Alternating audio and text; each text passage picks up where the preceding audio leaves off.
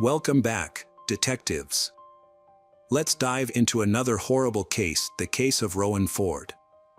Rowan Ford was born on April 11, 1998, in San Diego, California. Her parents divorced when she was young, and her mother, Colleen, moved with her to a small town called Stella in Missouri. Later, her mom met a man named David, and they got married. Colleen had several children from a previous marriage, and soon after their wedding, she and David had a daughter together. Altogether, Rowan had 2 sisters and 2 brothers, and they shared a very close bond. She spent a lot of time outdoors, riding her bike around town, enjoying swimming, and indulging in her passion for drawing. She also liked going to Sunday school at the local church, where she always volunteered to help other kids who had some issues with their tasks. In November 2007, when Rowan was 9 years old, she was in the 4th grade at the local elementary school.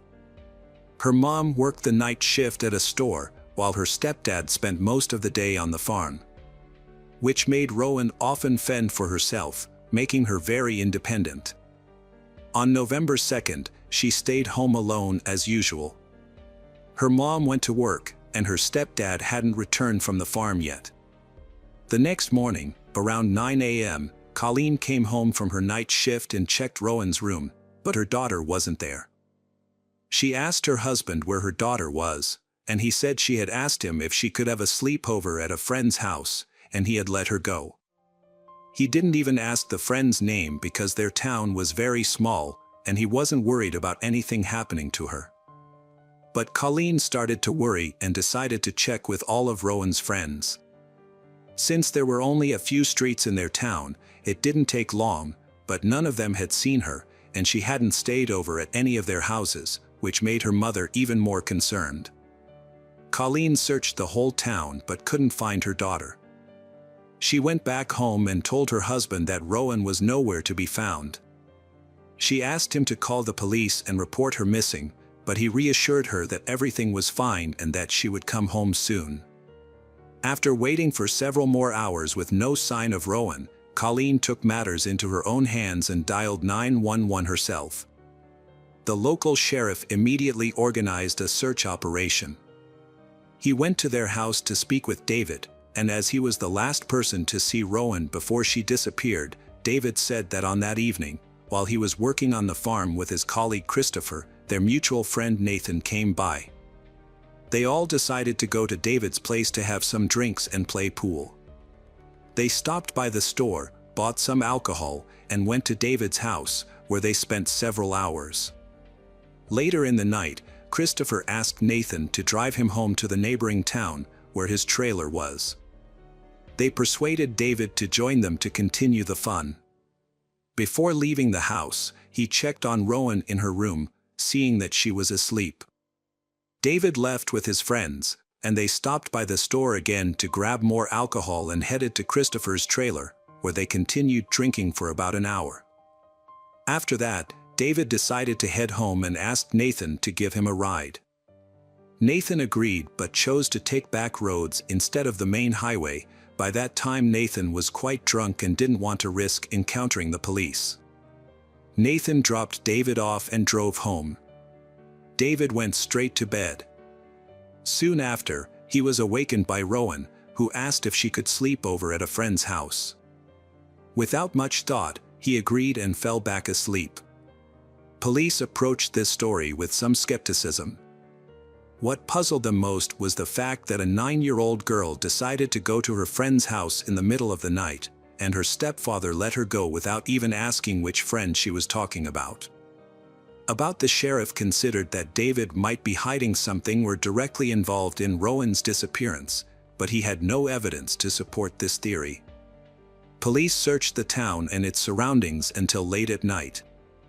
Local residents immediately joined the search, as they all knew Rowan's family and wanted to help. The population of Stella was only about 150 people, so news of her disappearance spread throughout the county. People were used to being able to let their children play outside without a worry, as nothing ever happened in such a quiet place. But now that Rowan vanished without a trace, and the police were unable to find her for a whole day. The residents of Stella were in a state of panic. The search for Rowan yielded no results on the first day.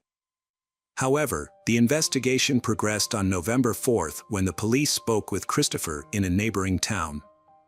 He corroborated David's account, but revealed that David had not contacted him to inform him of Rowan's disappearance.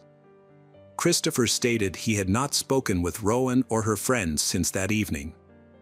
Despite an expanded search with more volunteers, the police failed to find Rowan or any clues about her disappearance. The following day, the FBI joined the investigation while the local police continued searching the town and surrounding areas. As a result of growing skepticism towards David's account, detectives started focusing on a potential abduction. They spoke with all of Rowan's friends and verified that none of them had seen her on the night she went missing. As investigators questioned David, his account raised even more suspicions. David's details were inconsistent and contradictory. He altered the timeline of his whereabouts that night on multiple occasions.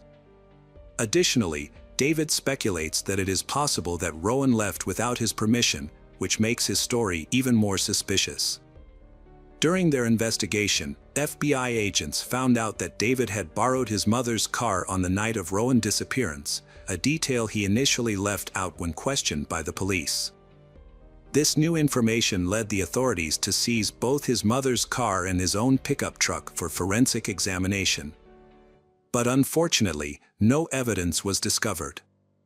As part of the investigation, detectives wanted to speak with Christopher and Nathan again, since both had been with David that evening. Christopher was invited to the police station for further questioning, where he recounted the same story as before. He also agreed to take a polygraph test, which showed no signs of dishonesty. After leaving the police station and returning to work, Christopher noticed Sheriff Clark's car and signaled for him to stop. As the sheriff of Whitton, where Christopher lived, Clark had known him since childhood. Sheriff Clark was close friends with Christopher's foster parents and was someone Christopher had always looked up to and sought advice from in times of need. Sheriff Clark met with Christopher to discuss Rowan's disappearance. Although familiar with the case, Clark hadn't been directly involved since the investigation was led by the Stella department. During their conversation, Clark noticed that Christopher was acting strangely, which led him to suspect that Christopher might be hiding something. Given the gravity of the situation and Rowan's uncertain fate, Clark shared his concerns with the FBI. His call prompted investigators to consider the possibility that Christopher might be withholding crucial information that could link Rowan's stepfather to her disappearance. They wondered if Christopher's actions were directed by Rowan's stepfather to lie, and whether Christopher feared being seen as an accomplice if he told the truth. Sheriff Clark told the FBI agents that he had a close relationship with Christopher and offered to help persuade him to cooperate. That evening, Christopher visited Colleen's house to ask about the search progress. FBI agents also arrived to speak with Colleen again and saw Christopher there. They asked him questions, and he repeated his previous account. However, Christopher then mentioned for the first time that he didn't rule out David's possible involvement in Rowan's disappearance. He expressed his willingness to help uncover the truth, even if it was terrible, and suggested wearing a wire to talk to David and try to get him to confess. The detectives decided against this approach. Instead, they asked Christopher to suggest locations where David might have hidden Rowan's body. Christopher provided several locations, which the police searched the next morning. Meanwhile, FBI agents questioned David again, but he continued to deny any involvement.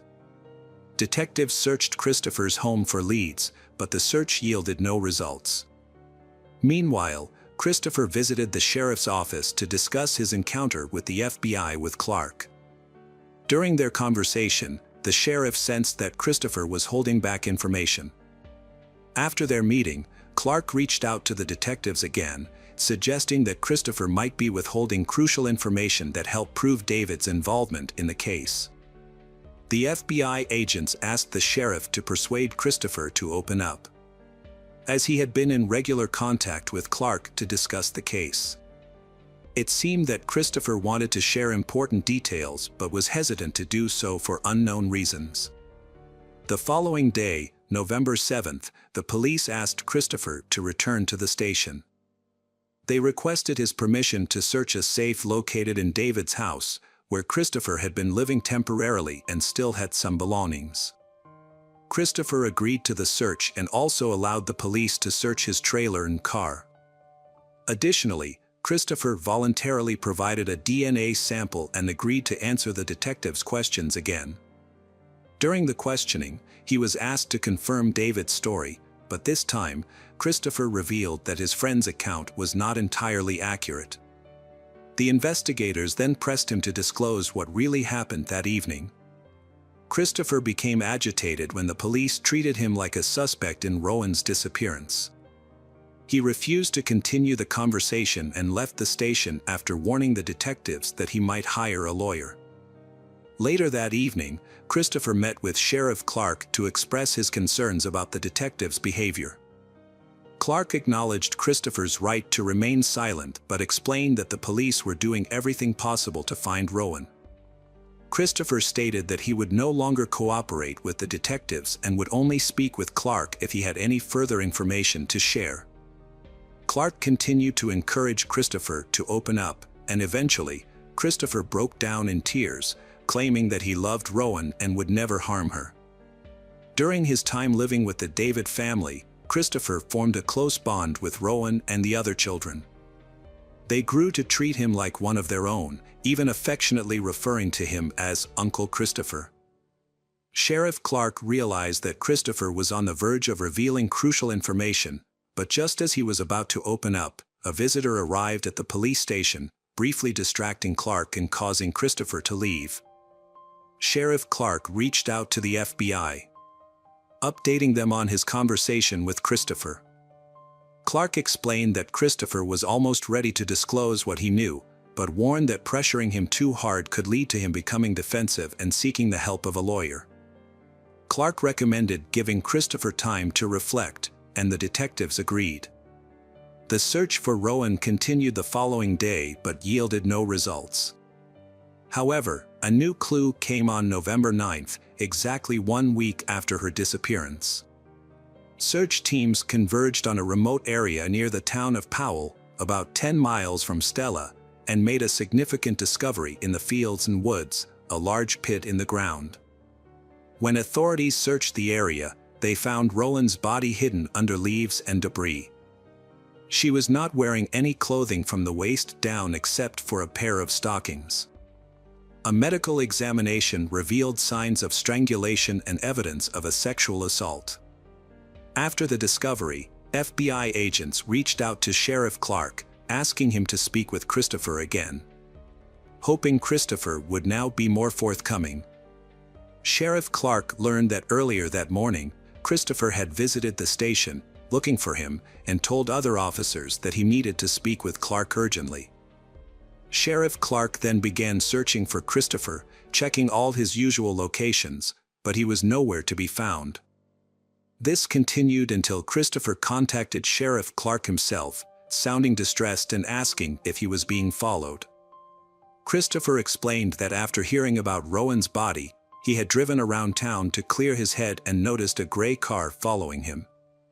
Sheriff Clark assures Christopher that he knows nothing about the surveillance and suggests they meet in person. When they met, Christopher appeared nervous and expressed concerns for his safety.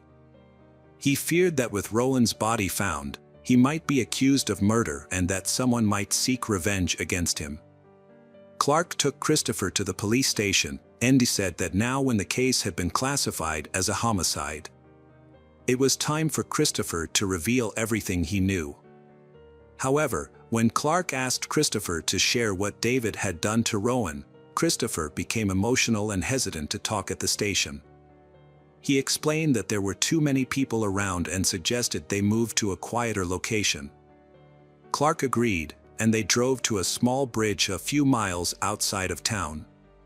Once they arrived, Christopher asked Clark to handcuff him. Clark was surprised but tried to reassure Christopher that it wasn't necessary. Christopher insists that what he is about to say will change everything and that Clark will then have to arrest him.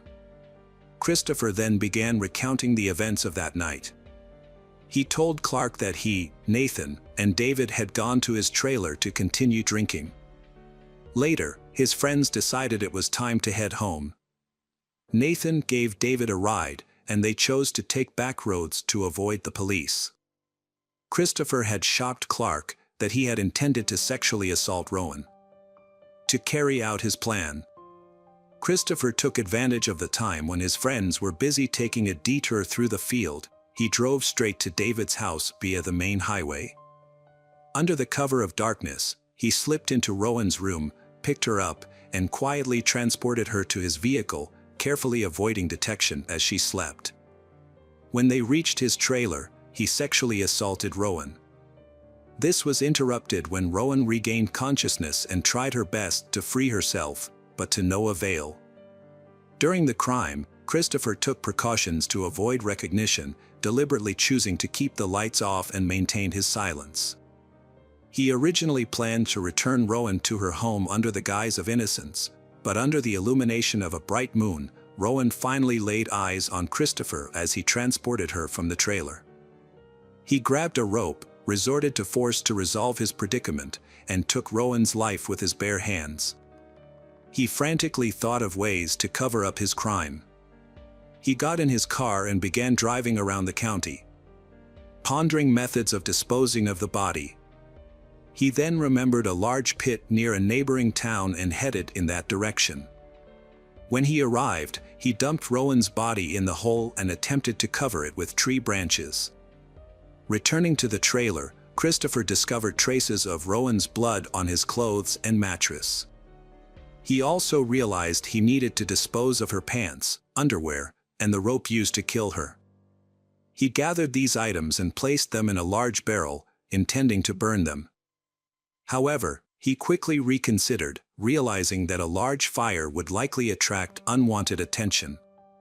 Instead, Christopher dragged the barrel into a shed, closed the door, and started the fire inside. This revelation shocked Clark, who had previously suspected David of committing the crime and believed Christopher was withholding information. It was difficult for Clark to accept that a man he had known for nearly 20 years, a man with 3 young children of his own, was capable of such brutality.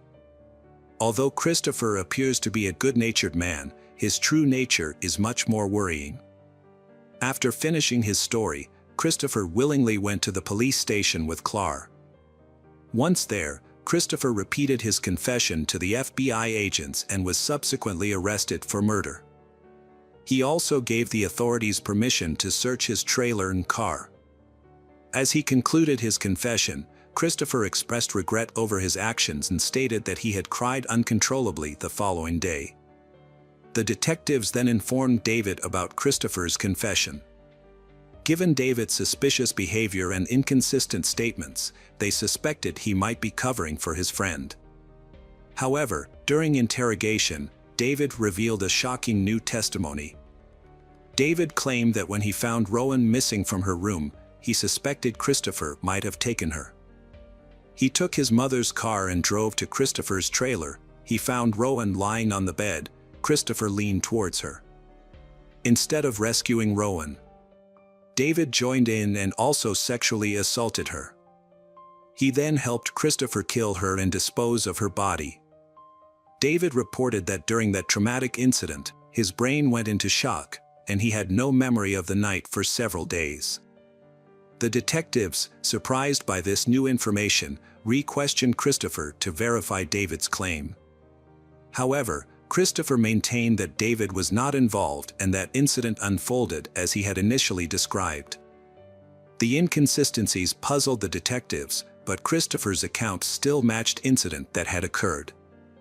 Medical examination revealed that the victim was strangled with a thin rope, a detail that only the killer would be aware of. A search of the trailer led to the discovery of a barrel containing ashes, and hair similar to Rowan's was found in Christopher's car. Although investigators were still uncertain about the truthfulness of each man's account, both David and Christopher made incriminating statements. As a result, David was also arrested, and the case were sent to court for further proceedings. During the trial, Christopher requested that his statements be excluded from the case, arguing that he was not aware they could be used against him and that the police had violated his rights. However, the judge rejected this request, as all of Christopher's conversations with investigators were voluntary.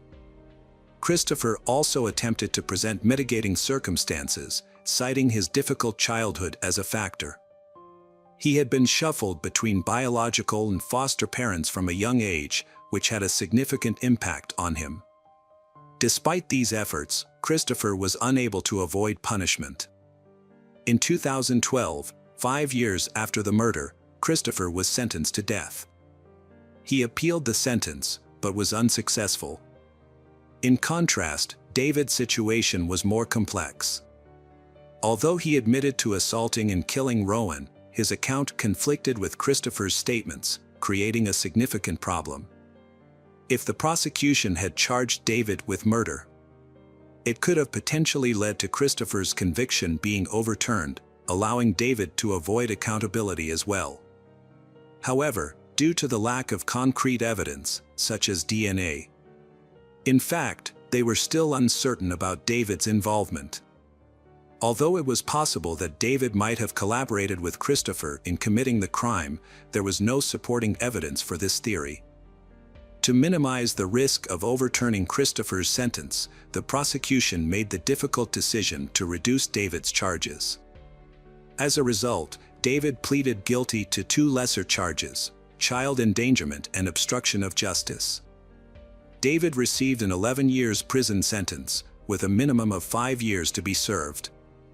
This outcome sparked widespread outrage, as many felt that if David was indeed involved in the murder, his punishment was disproportionately lenient. Unfortunately, this sentence is now final, and it is unlikely that David will face retrial for this case.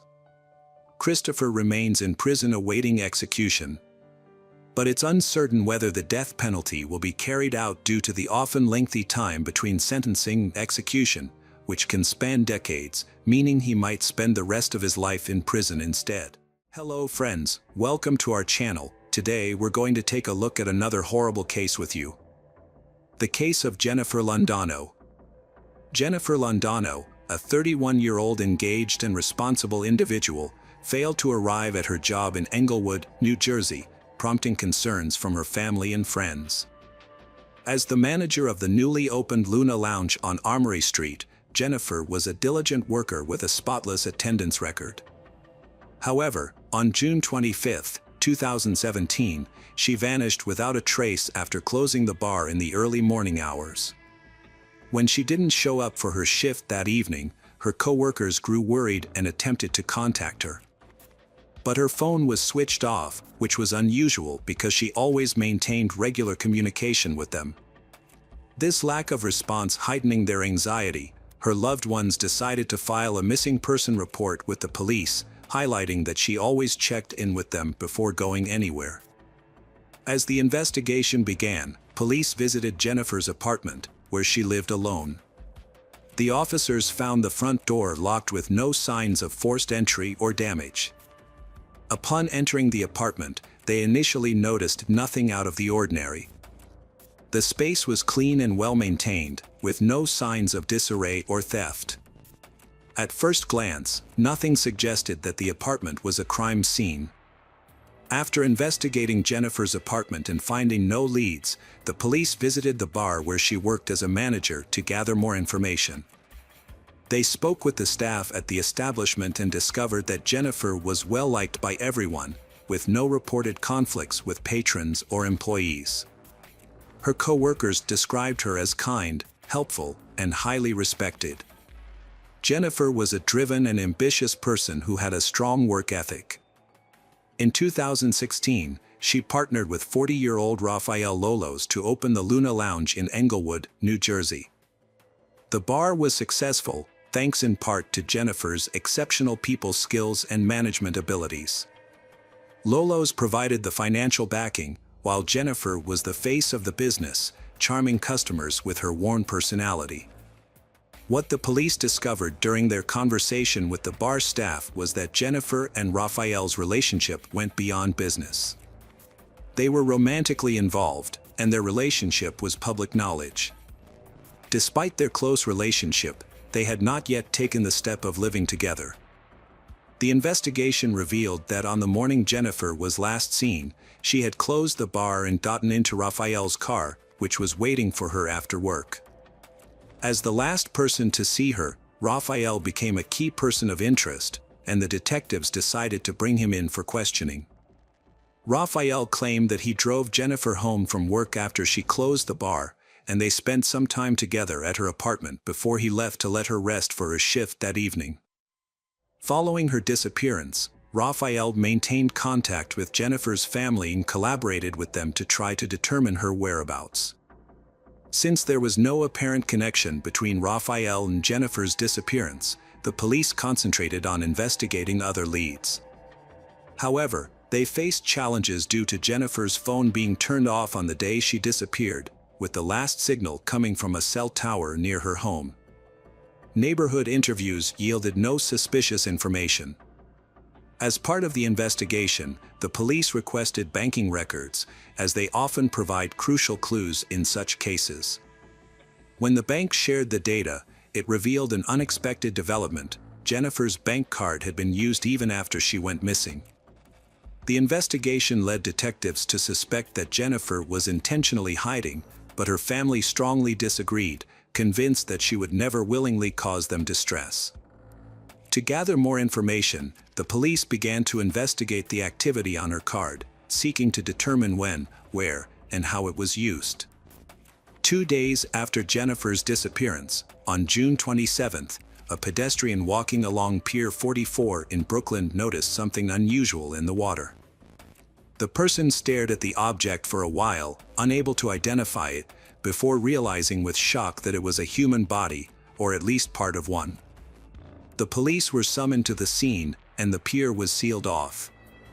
A thorough search by divers yielded no additional body parts or evidence. The police faced a daunting challenge in identifying the victim, but a potential lead emerged. A tattoo was discovered on the victim's right thigh during a forensic examination. The tattoo, which may have belonged to the victim, was partially translated from Sanskrit, an ancient Indian language with complex grammar. The police released an image of the tattoo, hoping someone would recognize it and provide information. Investigations revealed that the tattoo's inscription was Sanskrit, but incorrectly written. The tattoo artist and the victim seemed to intend to write Liliana, but did so with grammatical errors, suggesting neither of them was familiar with the language. For days after the initial gruesome discovery, police received another disturbing call from a passerby who spotted a leg on the riverbank near 79th Street. Police immediately cordoned off the area and pulled the leg out of the water. The leg, which was intact from the knee down, seemed to match the remains found earlier, leading investigators to believe they belonged to the same person. A notable detail was the pink-painted fingernails on the leg. Despite an extensive search by divers in the area, no other remains or evidence were found. However, forensic analysis soon confirmed that the fragments found were indeed from the same body. Around this time, the police had already identified the victim. A few days after releasing an image of the distinctive tattoo, a woman contacted the police station and revealed that she knew the tattoo's owner. It was Jennifer's mother, Gladys Quintero, who recognized the tattoo on the news and recognized it as belonging to her daughter. The tattoo, it turned out, was a tribute to Jennifer's late aunt and symbolized the name Lily or Liliana. Jennifer's mother to New York to identify human remains. When it was confirmed that the remains were Jennifer's, the family was left shattered. The discovery marked a significant turn in the case, transforming a missing person investigation into a homicide probe. The family was not only grief-stricken by Jennifer's death, but also horrified by the brutal circumstances surrounding it. Unfortunately, Due to the state of the remains, it was impossible to determine the exact cause of death.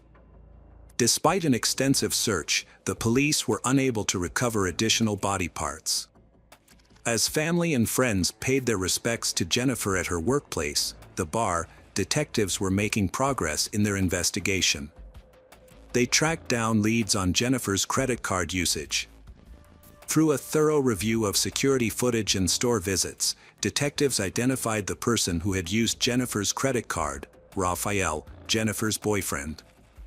They discovered that Raphael had left Jennifer's apartment on the day she disappeared to go shopping. His purchases, made with Jennifer's credit card, included a box of garbage bags and 2 meat cleavers from different stores.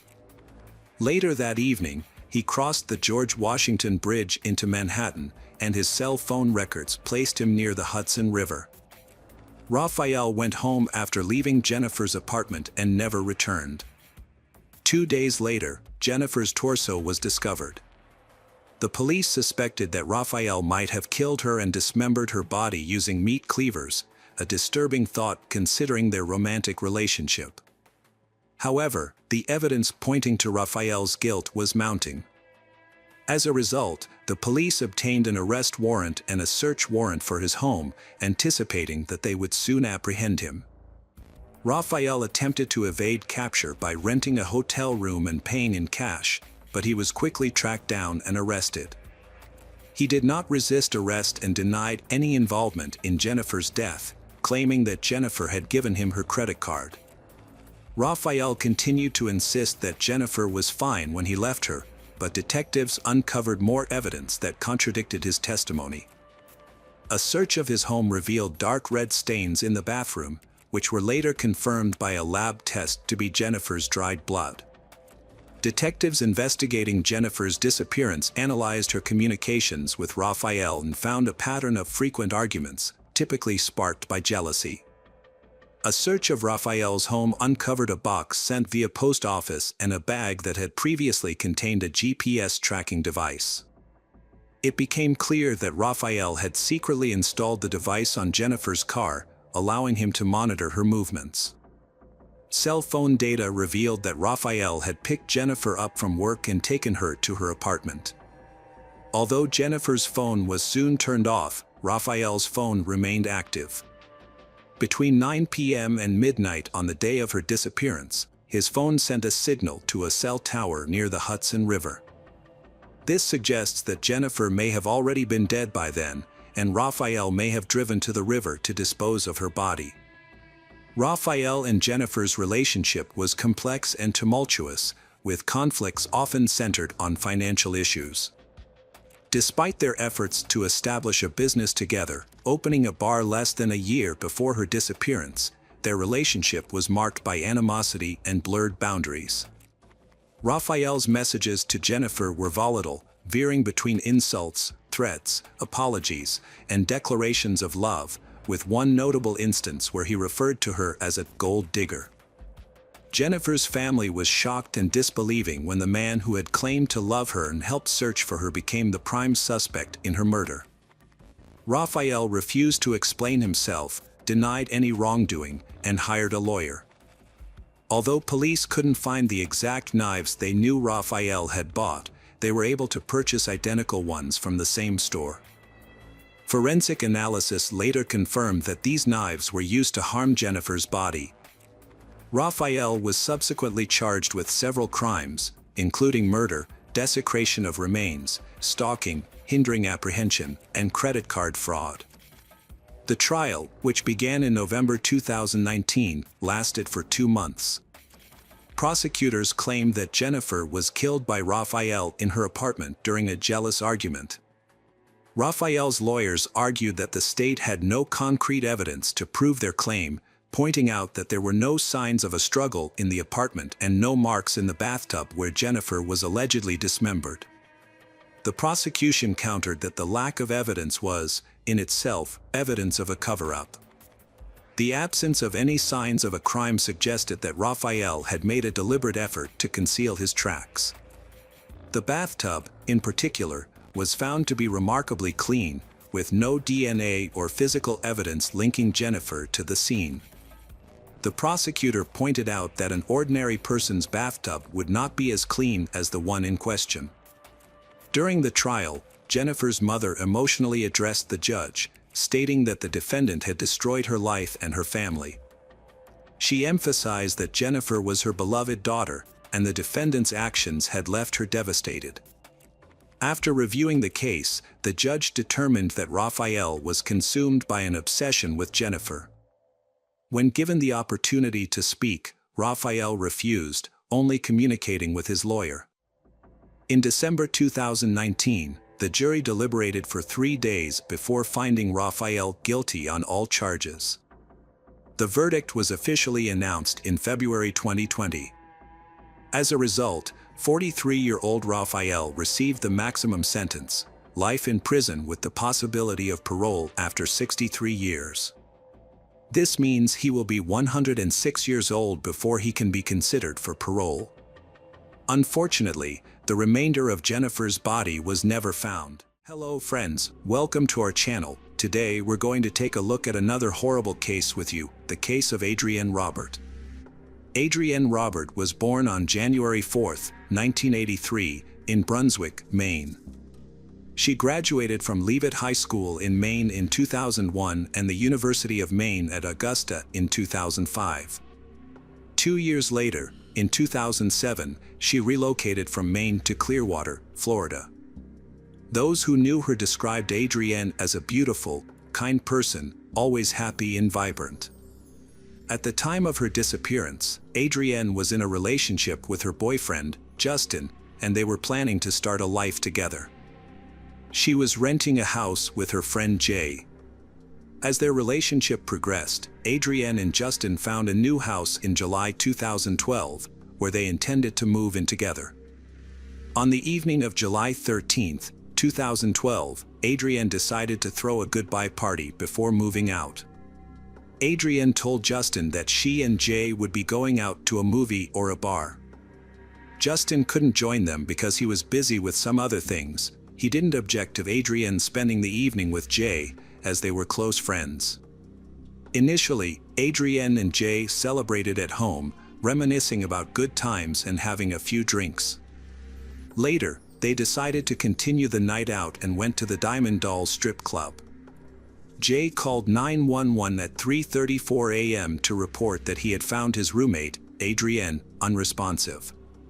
He told the operator that they had been at a nightclub earlier, but Adrienne had left before him. When Jay arrived home, he discovered Adrienne on the bathroom floor, her eyes open but not breathing.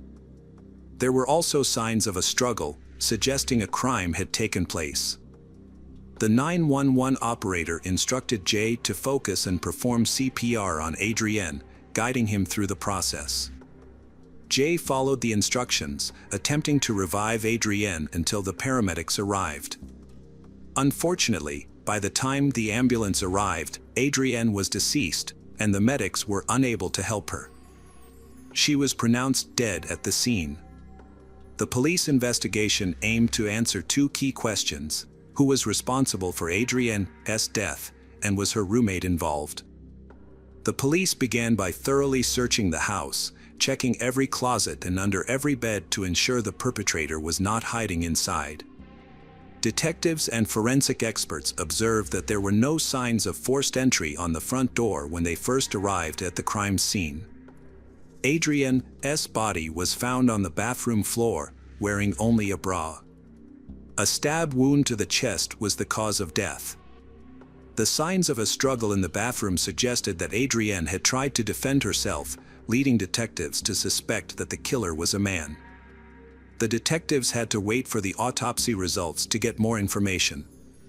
While searching Adrienne's bedroom, they noticed that someone had cut off a piece of her bed sheet. It seemed like the killer was trying to destroy evidence, possibly to eliminate any DNA they may have left behind. However, it was puzzling that the killer didn't take the entire sheet, as the remaining part could still contain DNA. Further investigation revealed a substance similar to seminal fluid on the sheet, which was sent to the lab for analysis. Additionally, Adrienne's car was missing from the parking lot next to her house, suggesting that the killer may have stolen it. The police launched an investigation into the crime, searching for potential witnesses and issuing an alert for the victim's car. To piece together the events surrounding Adrienne's death, detectives needed to gather as much information as possible about her final hours. Before proceeding, however, they had to break the devastating news to her family. Adrienne's parents were stunned by the revelation, struggling to come to terms with the loss of their beloved daughter. Justin discovered the shocking truth the morning after, when he saw police surrounding her house. He immediately sensed something was terribly wrong. The detectives then broke the devastating news: Adrienne had been killed the previous night. Given that perpetrators often returned to the crime scene, and Justin's close relationship with Adrienne, the detectives felt compelled to investigate him as a potential suspect. In cases like this, it's standard procedure to investigate the people closest to the victim first. Later that day, police found Adrienne's car abandoned just a few blocks away from her house, with the headlights still on and the keys in the ignition. This discovery further supported the investigators' initial theory that the killer had likely used Adrienne's car to escape the crime scene. Forensic experts thoroughly searched the interior of Adrienne's car for any clues that could help crack the case. Meanwhile, investigators reviewed the CCTV footage to identify the person who was driving the car. Although there were no cameras at the exact location where the police found the car, neighboring buildings had cameras that captured footage of the area. After examining the recordings, investigators spotted a man wearing shorts, a baseball cap, and long hair. The man was seen walking away from Adrienne's car around the same time the 911 call was made. He was heading in the opposite direction, which made it essential for investigators to track his next move. Unfortunately, their attempt to follow him was thwarted when they discovered that he turned a corner where there was no surveillance camera. The investigators rewatched the footage multiple times, hoping to pick up on a detail they might have missed initially. The police had difficulty gathering clear information about the man in the recording because it was taken at night. However, interviewing witnesses provided new leads. A neighbor reported seeing Adrienne and a man running past his house on the sidewalk at night. This was unusual for two reasons: it was late, and they didn't appear to be going for a run. Adrienne was wearing a dress and holding her shoes, while the man was not dressed in athletic attire. Although the situation seemed suspicious, Adrienne didn't appear to be in distress, as she wasn't screaming or calling for help. As a result, the neighbor didn't think much of the incident at the time. To reconstruct the events leading up to the 911 call, investigators spoke with Adrienne's roommate, Jay. Jay had gone to the club with Adrienne and claimed to have found her on the bathroom floor.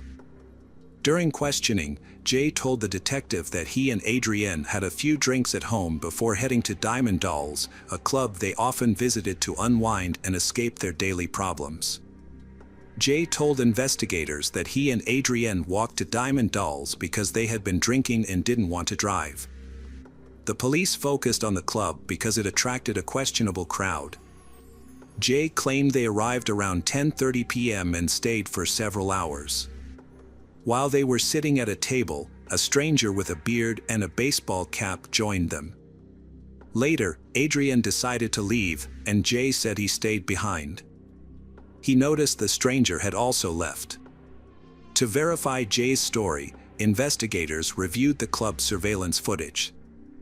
They found a camera with a wide angle that recorded everyone entering and leaving the club that evening. The footage showed Jay and Adrienne arriving at the club, appearing calm and normal. Another camera at the entrance provided a clear view of people's faces and clothing. CCTV footage confirmed Jay's account of events. It shows him leaving the club alone at 2:53 a.m. and walking towards his house. The footage also reveals that Adrienne left the club earlier, at 1:38 a.m. Notably, she was seen wearing a dress and what appeared to be a jacket when she arrived at the club, but only wore the dress when leaving. This discrepancy raises a key point. Shortly after Adrienne departed, a man wearing a baseball cap rushed out of the club, presumably to return the jacket she had left behind. After returning the jacket, the man and Adrienne appeared to be engaged in conversation. The exact topic of their discussion remains unclear. Rather than returning to the club, the man followed Adrienne. After exiting the parking lot, they turned right onto a relatively isolated street with few houses. It is unclear whether Adrienne felt threatened or uneasy at this point, and this may remain uncertain. After reviewing the evidence, investigators determined that the man seen on camera at the club and the man near Adrienne's abandoned car were two different individuals. Based on the circumstances surrounding her death, they believed the man from the club's CCTV footage was the likely culprit. The other man may have been an innocent bystander. The police were exploring all possible scenarios to provide answers to Adrienne's parents as soon as possible. Adrienne's family traveled to Florida to collect her belongings. Investigators met with her parents, Mark and Dolores, and assured them that they would do everything possible to find and bring the perpetrator to justice. According to her parents, Adrienne was a friendly person with no known enemies. She had a good relationship with her boyfriend, Justin, and her roommate, Jay. Investigators suspected that Adrienne did not know her killer. The laboratory report soon arrived, revealing that male DNA was found on the sheet, Adrienne's body, and the walls. Although the killer had attempted to destroy evidence by cutting out part of the sheet, forensic experts were still able to recover the DNA. However, when the investigators compared the DNA to the database, they were disappointed to find no matches. As a result, the police had the DNA of an unknown suspect in CCTV footage from the club where Adrienne spent her last evening. Detectives focused on the footage as the key to solving the case. They re-examined the recordings, this time reviewing both daytime and nighttime footage, which led to a breakthrough. Approximately 8 hours before Adrienne's death, investigators spotted the same man who had been talking to Adrienne in the parking lot and had left with her. This time, they got a clearer view of his face. To determine how the unknown man arrived at the club, investigators reviewed the footage and saw that he had taken a taxi. The taxi's phone number was visible on the recording, making it easy to identify the taxi company. This new information made it simpler to identify the man. Detectives discovered that the phone number that ordered the taxi was caught on footage near Diamond Dolls, and it belonged to Thomas Frederick. By comparing his driver's license photo with the image of the man on the CCTV footage, detectives confirmed that it was the same person. As a result, Thomas Frederick became the primary suspect in the case. The police required concrete evidence to arrest Frederick, but the surveillance footage alone was insufficient. To gather more evidence without alerting him, they began secretly monitoring his activities. Their goal was to obtain his DNA sample discreetly, as they were concerned that approaching him directly might scare him off. For a week and a half, the officers tracked Frederick's movements, following him to work and keeping a watchful eye on his home at night. Their patience eventually paid off when Frederick discarded a cigarette butt on the road. The officers collected the butt and sent it to a laboratory for DNA analysis. The purpose of the test was to determine if Frederick's DNA matched the samples found at the residence of Adrienne Robert. While waiting for the test results, the police continued to secretly monitor Frederick, as they suspected he might attempt to leave the state at any moment. After receiving the laboratory report, everyone's anticipation was met with an unsurprising conclusion. The DNA analysis revealed that the samples found on the sheet, walls, and Adrienne's body all belonged to Thomas Frederick. As a result, the police arrested and brought him in for questioning. During the interrogation, Frederick claimed to be a frequent visitor to various clubs and bars, where he would often meet new people. When shown a picture of Adrienne, he stated that they had met at Diamond Dolls, where she had bought him a drink and they had danced and talked. However, When the police confronted him with CCTV footage that contradicted his alibi, he changed his story. Frederick then claimed that he and Adrienne had walked together to the end of the street before parting ways. When asked if he had ever visited Adrienne's house, Frederick responded that he couldn't remember due to his intoxication. This inconsistency cast doubt on his entire account, leaving it unclear what he was trying to conceal. The man initially claimed he had no recollection of being at Adrienne's house.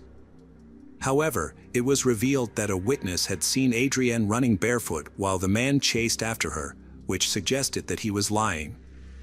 When questioned by the investigators, Frederick provided an explanation. He claimed that Adrienne asked him to escort her home and that she began running suddenly after deciding she was in a hurry. She took off her shoes, prompting him to chase after her in order to stay by her side. Despite Frederick's shifting story, detectives uncovered compelling evidence. A DNA test showed that Frederick's DNA was on Adrienne's sheet and numerous items throughout her home. Frederick altered his story after receiving the DNA test results, now he's claiming self-defense when confronted about his inconsistent explanations. Suddenly remembering past events he couldn't previously recall, Frederick finally shared an apparently factual narrative about how things actually occurred. They spent an intimate time in Adrienne's home where things ultimately became grim and both engaged. A confrontation between Adrienne and Thomas Frederick turned violent and resulted in a physical fight. During the altercation, Adrienne pulled out a knife and threatened Frederick, who then defended himself. Unfortunately, Adrienne was fatally injured in the process. After the incident, Frederick panicked and fled the scene instead of calling for emergency assistance. He feared being blamed for Adrienne's death. As a result, Frederick was charged with first-degree deprivation of life and appeared in court in January 2014. During the trial, the prosecutor presented a different account of the events. According to the prosecution, Adrienne and her friend Jay had been drinking at home before heading to Diamond Dolls, where they met Frederick. The three of them socialized and chatted casually. However, the next day, Adrienne decided to leave the club early to move into her new home with her partner, Justin. Frederick allegedly took advantage of the situation and followed her, despite her attempts to evade him. He chased her to her home, broke in, and attacked her with a knife from the kitchen. The prosecutor stated that the injuries on Adrienne's body suggested that she was forced to have intercourse with Frederick. Fearing she would report him to the police, Frederick decided to kill her. In an attempt to cover his tracks, he cut out a portion of the sheet where his semen had stained, but this effort was unsuccessful. The police were still able to find his DNA on multiple surfaces, including Adrienne's body. Frederick then took Adrienne's car keys, drove a short distance, and abandoned the vehicle. During the medical examiner's testimony, Adrienne's parents, Mark and Dolores Robert, left the courtroom, unable to bear the details of their daughter's final moments. Mark Robert later explained, "I didn't want to hear that. It won't bring Adrienne back, and I didn't want to know what she endured." It was clear that Adrienne had put up a fierce struggle. Her parents have since struggled to cope with life without their daughter. The grieving family member acknowledged that the healing process would be a long and difficult one. "We're still reeling from the loss of our loved one, and it will take time to recover," Dolores said. "However, we will eventually rebuild our lives, as that's what Adrienne would have wanted. It won't be easy, but we will get through this." During the trial, the defense team attempted to tarnish Adrienne's reputation by claiming that she had invited Thomas Frederick to her home for consensual sex. However, this assertion is baseless and may have been a desperate attempt by the perpetrator to justify his presence at the victim's house. The evidence, however, tells a different story. The presence of DNA points to one person, Thomas Frederick. The defense also claimed that Frederick acted in self-defense. She did sustain a stab wound as he was fighting her. Thomas Frederick was found guilty of first-degree murder and car theft. His claim of self-defense was rejected due to insufficient evidence. Although he was accused of killing Adrienne, there was no evidence to suggest he forced her into a sexual act by threatening her with a knife. Thomas Frederick, 25, was sentenced to life in prison without parole. Adrienne's father expressed relief and satisfaction with the verdict, stating that while it wouldn't bring his daughter back, justice had been served. He found it difficult to remain calm in the presence of the man who murdered his daughter, especially since Frederick showed no remorse or sympathy, even after the verdict was read. Adrienne's parents, Mark and Dolores Robert, were overcome with emotion in the courtroom, but felt a sense of relief and happiness when the verdict was announced. They remembered their daughter, an always happy and lively person whose smile could light up a room, and expressed sadness that they would never see her again. Hello friends, welcome to our channel. Today we're going to take a look at another horrible case with you, the case of Christy Wilson. Christy Wilson was born on January 10, 1978, in San Jose, California. She attended Gunderson High School and later earned a business degree from California State University, Chico. Her parents, Debbie Boyd and Patrick Boyd, described her as an exceptional student and athlete. After college, Christy landed a job at a tech company near Sacramento, where she worked until the high-tech crisis led to her job loss. In her free time, she enjoyed playing blackjack at a local casino, where she met her boyfriend, Danny Berlando. Initially, Christy's relationship with Danny was quite harmonious, and her family and friends thought they made a great couple. However, things took a turn for the worse after they moved to Sacramento together. Christy started showing up with bruises, but she wouldn't talk about how she got them. Following her job loss, Christy returned to her parents' home in San Jose. She eventually received a job offer in San Francisco and decided to start fresh. On October 4, 2005, Christy Wilson went to Sacramento to collect her remaining belongings. However, just 2 days later, her boyfriend Danny Berlando contacted her parents to report that she had vanished. He claimed to have searched for her by contacting local jails, hospitals, and friends before reaching out to them. The police were also informed about Christy's disappearance. According to Danny, Christy visited his apartment on October 4th.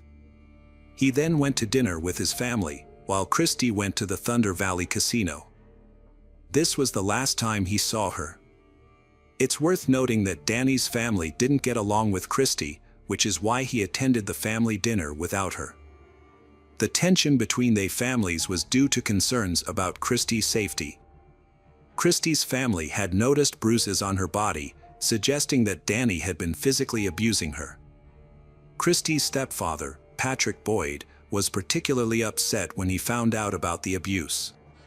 He wanted to confront Danny, but Christy's mother, Debbie Boyd, intervened to prevent a confrontation. Danny Berlando was 31 years old when Christy disappeared. He had recently lost his job as a car salesman. About a month prior to Christy's disappearance, the police were called to their residence after neighbors reported hearing Christy screaming. Although the police found that they had been arguing, they made up quickly and no further action was taken. When Christy went missing, Danny was the primary suspect due to their previous altercation. His decision to wait nearly 48 hours before reporting her missing to the police raised suspicions that he might have used this time to destroy evidence. However, Danny cooperated fully with the investigation, allowing police to examine his phone records, credit card activity, computer, apartment, and car. Despite being a suspect, no evidence of foul play was found. Danny had an alibi for the time Christy went missing, having attended a family dinner. Before reporting her disappearance, he attempted to contact Christy 78 times, but she did not answer. The police interviewed Christy's friends and family, and reviewed her phone and credit card activities, but found no activity on her bank account since October 4th. Christy's family and the police worked together to find her. They searched the area with dogs, volunteers, and a police helicopter. Her family asked people to share any information they had about Christie's whereabouts. Danny searched for Christie on his own and visited the Thunder Valley Casino. The casino staff couldn't give him any useful information. However, he found Christie's car in the parking lot. The investigators arrived at the casino and confirmed Christie's car was still in the parking lot. This finding caused confusion rather than answers. There were no signs of a fight or other suspicious activities around her car. The big questions were whether Christie left the casino on her own and why her car remained there. Detectives reviewed security footage inside and outside the casino, hoping to understand what had happened. At the same time, the police conducted another search of Christie and Danny's apartment, but it yielded no results. Meanwhile, Christie's stepfather, Patrick, a police officer, organized a search of a nearby river, but nothing was found. The investigation shifted its focus to Thunder Valley Casino, where Christie was last seen. Using her player's card, investigators tracked her movements and discovered that she played blackjack around 11 p.m. The casino's recordings showed Christie sitting at a table with a man, but Danny was nowhere to be seen. The man and Christie appeared to be communicating, congratulating each other on wins and offering comfort when they lost. They spent about 6 hours together at the casino, during which the man was seen putting his hand on Christie's shoulder. Christie had a night of mixed results. She began well, winning and keeping a good count of the cards. However, as the evening progressed, her luck turned, and she started to lose. As she consumed more drinks, Christie became increasingly agitated and lost control. The casino staff eventually asked her to leave, but the man intervened, saying, "Don't worry, I'll take care of this beauty." Shortly after, the man and Christie left the casino together, as captured on camera. During a visit to Thunder Valley, detectives made a significant discovery when casino employees found a mobile phone under a blackjack table. The phone belonged to Christie, and it's possible she had unknowingly dropped it. This development hindered the police's plan to track Christie's location through her phone. Further investigation of the CCTV footage revealed that Christie and a man she had met at the casino left the blackjack table and went to the parking lot 4 minutes later. A white car, later identified as belonging to the man, left the parking lot, while Christie's vehicle remained in place. The detective suspected that Christie might have left with the man in his car. The police needed to determine whether Christie had willingly accompanied the man or if he had forced her into the car. After analyzing players' card data, detectives identified the man as Mario Flavio Garcia, a 53-year-old family man from Auburn with a successful IT career. As the investigation progressed, the detectives discovered that the white car seen in the CCTV footage belonged to Mario Garcia, making him the primary suspect in Christie's disappearance. However, the footage showed that Mario Garcia appeared to be alone in the car when he left the parking lot, and Christie never returned to her vehicle. Mario Garcia had stayed in the parking lot for 3 minutes and 41 seconds, raising questions about what might have occurred between him and Christie during that time. Detectives investigating Mario Garcia's life discovered a stark contrast between his public and private persona. While he was a respected community member and football coach, he also had a dark history. 25 years prior, Mario had been arrested for kidnapping his ex-girlfriend, taking her to a secluded location, and forcing her into a sexual act at gunpoint. Despite the severity of the crime, the case was plea bargained down to assault with a deadly weapon, resulting in a lenient sentence of 18 months probation. This was not the only instance where Mario's caught the attention of police. In another incident, Mario was involved in a tumultuous relationship with Lynette Smith. In 1979, Mario, Lynette, and her mother, Violet Davis, spent Christmas together. After dinner, the three of them got into Lynette's car, which subsequently crashed into a river near Oakland Airport. Mario, the sole survivor, claimed Lynette was driving, but investigators could not confirm this. Violet Davis's body was found in a car, while Lynette's body was not recovered until a week later.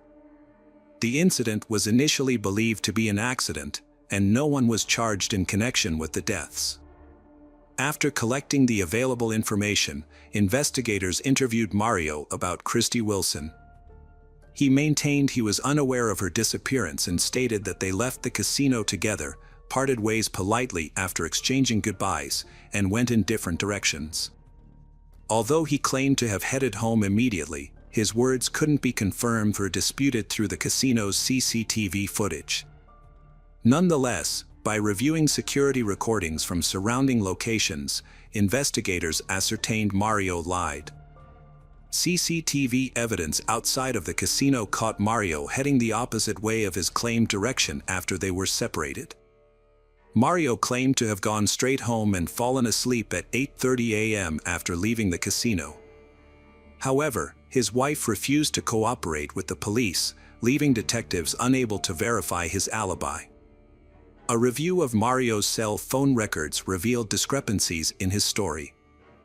A call to his wife at 7:51 a.m. was made from a cell tower located far from his house, indicating he did not go home immediately after the casino. Mario also stated that he arrived at work at 9 a.m., but a colleague reported that he was late, arriving around 10 a.m. Further investigation revealed that Mario had scratches on his arm and a bruise under one eye the day after Christy Wilson's disappearance. When questioned, Mario attributed the injuries to a fall from a tree while pruning. However, detectives were skeptical of this explanation, as it is unlikely that someone would prune trees at night.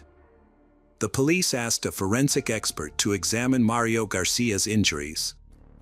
The expert found that the scratches on Mario's face and body didn't match the kind of injuries you'd get from falling out of a tree. There were 4 parallel scratches on his face, and 3 more on the left side of his chest. This was suspicious because Christy Wilson was right-handed. The police suspected Mario was involved in Christy's disappearance, so they got a search warrant for his car, home, and computer. Mario had claimed he went home after saying goodbye to Christy in the parking lot, but as investigators searched his car, they started to think Christy was probably dead. Mario had tried to clean up his car, washing both the inside and outside, and even throwing away the trunk mat. However, he hadn't been able to get rid of all the evidence. Initially, investigators found a small, unremarkable spot on the car seat that was later confirmed to be blood. However, the sample was not suitable for DNA analysis. Further examination of the vehicle revealed 2 long hairs and small blood splatters on the back door of the trunk. The hairs were matched to the missing person, Christy.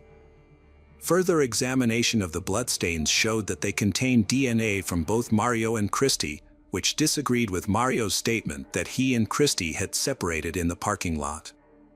This evidence suggested a physical altercation between Mario and Christy. A review of Mario's search history showed that he had been researching forensic toxicology and visiting websites that described how to secretly administer drugs to someone's drink on a date. This led investigators to suspect that Christy may have been a random victim who was targeted by Mario after they sat together at a table. It was possible that Mario had spiked her drink. To prove this, the police needed to find Christy's body. A thorough search of Garcia's 5-acre property was conducted, but unfortunately, no new leads were discovered. Mario Garcia was arrested and charged with kidnapping and murder despite the absence of Christy Wilson's body. He maintained his innocence throughout the trial, which began on September 11, 2006. Prosecutors presented evidence suggesting that Mario had met Christy at a blackjack table, left the casino with her, attacked and killed her, and then hid her body. During the trial, Mario questioned the validity of the evidence, pointing out that only Christy's DNA was found on his car door, while the DNA of his family members and others who had been in the car was not detected. He suggested that the police had planted Christy's DNA as evidence. Mario stated to the court that he would not request leniency or pardon, claiming that he was innocent and did not commit the crime. However, The jury found him guilty on January 11, 2007, and he was sentenced to 59 years to life in prison. After the sentencing, Christie's family held out hope that Mario Garcia would finally reveal the location of her body. However, he refused to cooperate. As the years went by, the family struggled to move on with their lives, which had been forever changed by the traumatic experience. Mario's repeated appeals only added to their distress, despite being unsuccessful. The ongoing appeals prevented the family from finding closure and moving on with their lives. In 2018, Mario offered to provide information about Christie's body in exchange for an early release from prison. However, Christie's mother, Debbie Boyd, was unwilling to negotiate with him. She felt that using her daughter's body as a bargaining chip would be unacceptable. The police then turned to Mario's family for assistance, knowing that his ex-wife, Jean, had divorced him after his imprisonment. Jean eventually lost faith in her ex-husband and began to suspect that he was involved in Christie's disappearance and death. As part of their investigation, police spoke with Mario Garcia's sons, Chris and Andy, asking them to recall any details about the days surrounding Christie's disappearance and their father's subsequent arrest. The police were particularly interested in learning about any changes in Mario's behavior during that time. Chris remembered that he had a football game around that time and saw his father working frantically on a tractor on their plot. Mario's eyes had a wild, frantic look that caught Chris off guard. When Chris asked his father to attend his game, Mario firmly refused, saying he's not going. This response struck Chris as out of character for his father. At the request of investigators, Chris accompanied them to his childhood home. Chris showed them the exact location where he had seen his father working on the tractor, which was next to a detached garage near the road, approximately 100 yards from the Mario residence. It became clear that Mario had made a significant effort to conceal any evidence, taking advantage of the 4 or 5 days he had to cover his tracks. Notably, police had previously searched the Mario property with police dogs in 2005, but had found nothing at the time. In a new development, investigators took a different approach in August 2020. They hired a company that specializes in ground-penetrating radar technology to scan the 5-acre property owned by Mario Garcia. The technicians identified 8 potential locations with voids or pockets beneath the surface. After digging at the first 2 sites, they found nothing.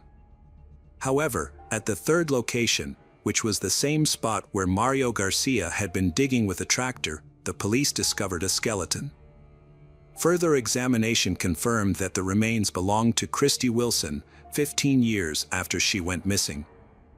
Although the exact cause of Christy's death remains unknown, experts determined that she had suffered a broken arm and nose.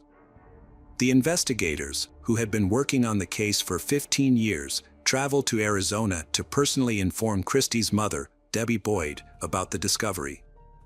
The news brought a mix of sadness and relief to Christy's family, who could finally find closure and say goodbye to their daughter. Placer County Sheriff Devin Bell announced that Christy Wilson's case has been solved, thanks to efforts by his team. This was achieved without the cooperation of Mario Garcia, a convicted murderer who is currently in prison. Mario, 67, had refused to provide any information to help the family find closure.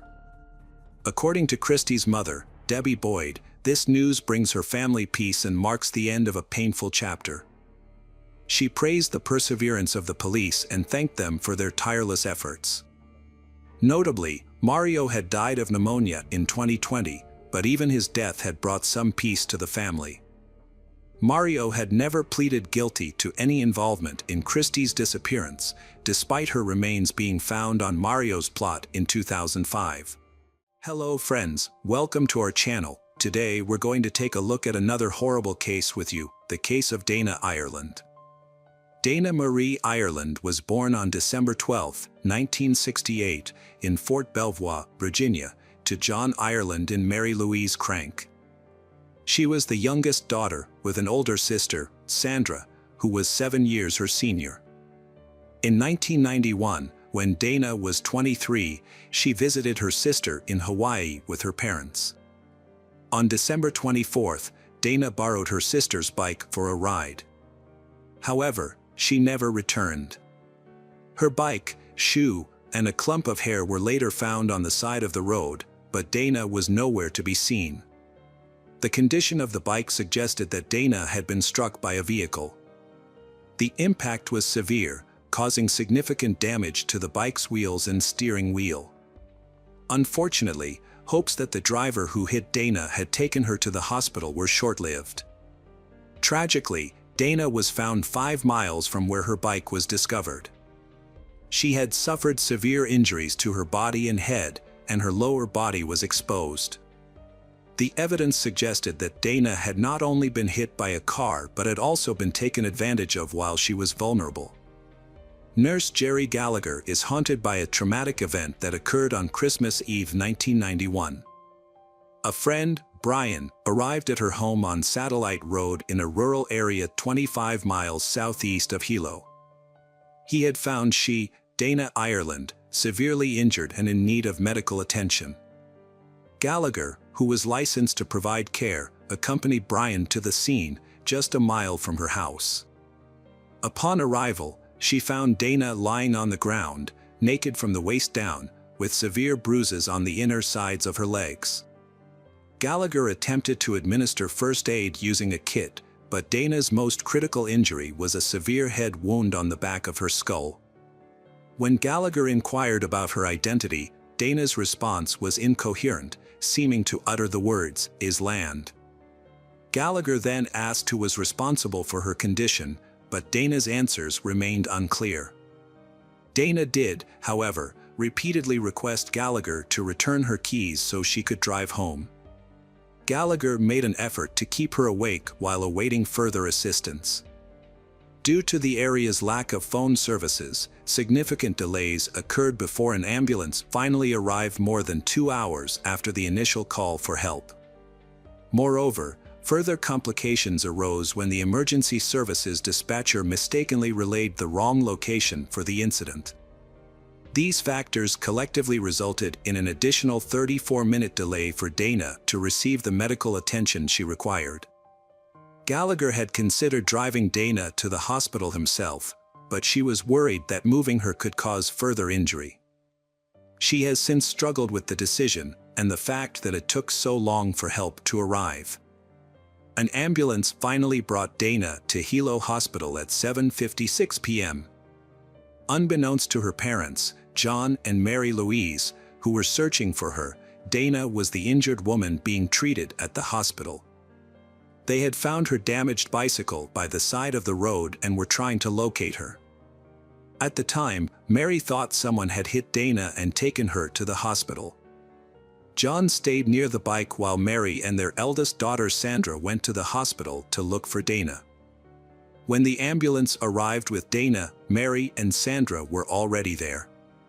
Despite the doctor's best efforts, they were unable to save Dana. She was pronounced dead at 12:25 a.m. due to severe injuries sustained in a motor vehicle accident, including blood loss and trauma to her head, pelvis, and abdomen. Dana's family was shocked by her death, which permanently altered their lives. As time passed, they would face another challenge, a long and arduous search for suspects and subsequent trials.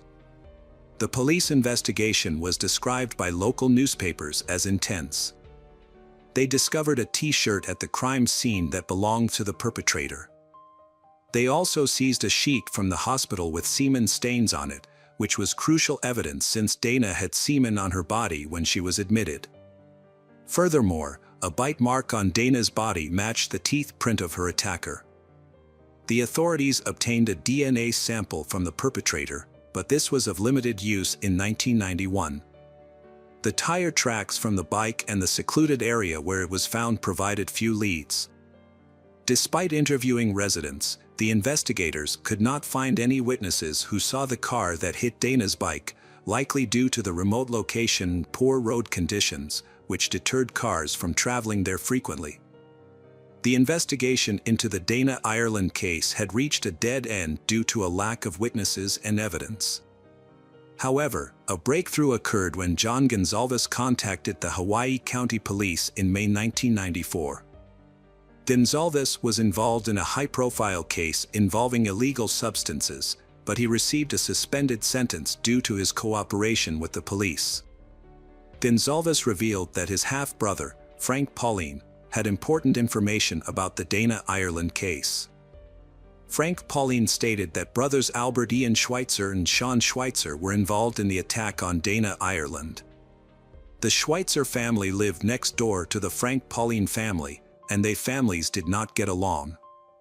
According to Frank Pauline, he was present when the Schweitzers attacked Dana Ireland. They allegedly ran her over, put her in the trunk, and took her to another location. Based on Frank Pauline's statements, the police made Albert Schweitzer, Sean Schweitzer, and Frank Pauline the main suspects in the case. Frank Pauline Jr. was born on April 27, 1973, in Fremont, California, to Frank Sr. and Patricia Pauline. He grew up in Puna, Hawaii, where he became a father of 3 sons by the age of 20. However, Frank had a history of run-ins with the law, starting at the age of 9. By February 8, 1983, Frank Pauline had been caught in a burglary. As he got older, the severity of his crimes increased. In February 1994, he was sentenced to 10 years in prison for harassment and robbery. Despite this, Pauline continued to commit crimes, earning him the nickname "Walking Crime Wave" from prosecutors. After being sentenced, Pauline was taken into custody to start his prison term. However, he managed to escape and was classified as a fugitive. He was eventually recaptured in Honolulu a few days later. 3 months after Pauline received a 10-year sentence, his brother John Gonsalves contacted the authorities and provided information about the Dana Ireland case. Pauline and Gonsalves decided to cooperate with the investigation, which could potentially reduce Pauline's sentence. John Gonsalves was initially a questionable source of information, but after speaking with investigators, the case against him for illegal substances was closed, and he received a suspended sentence.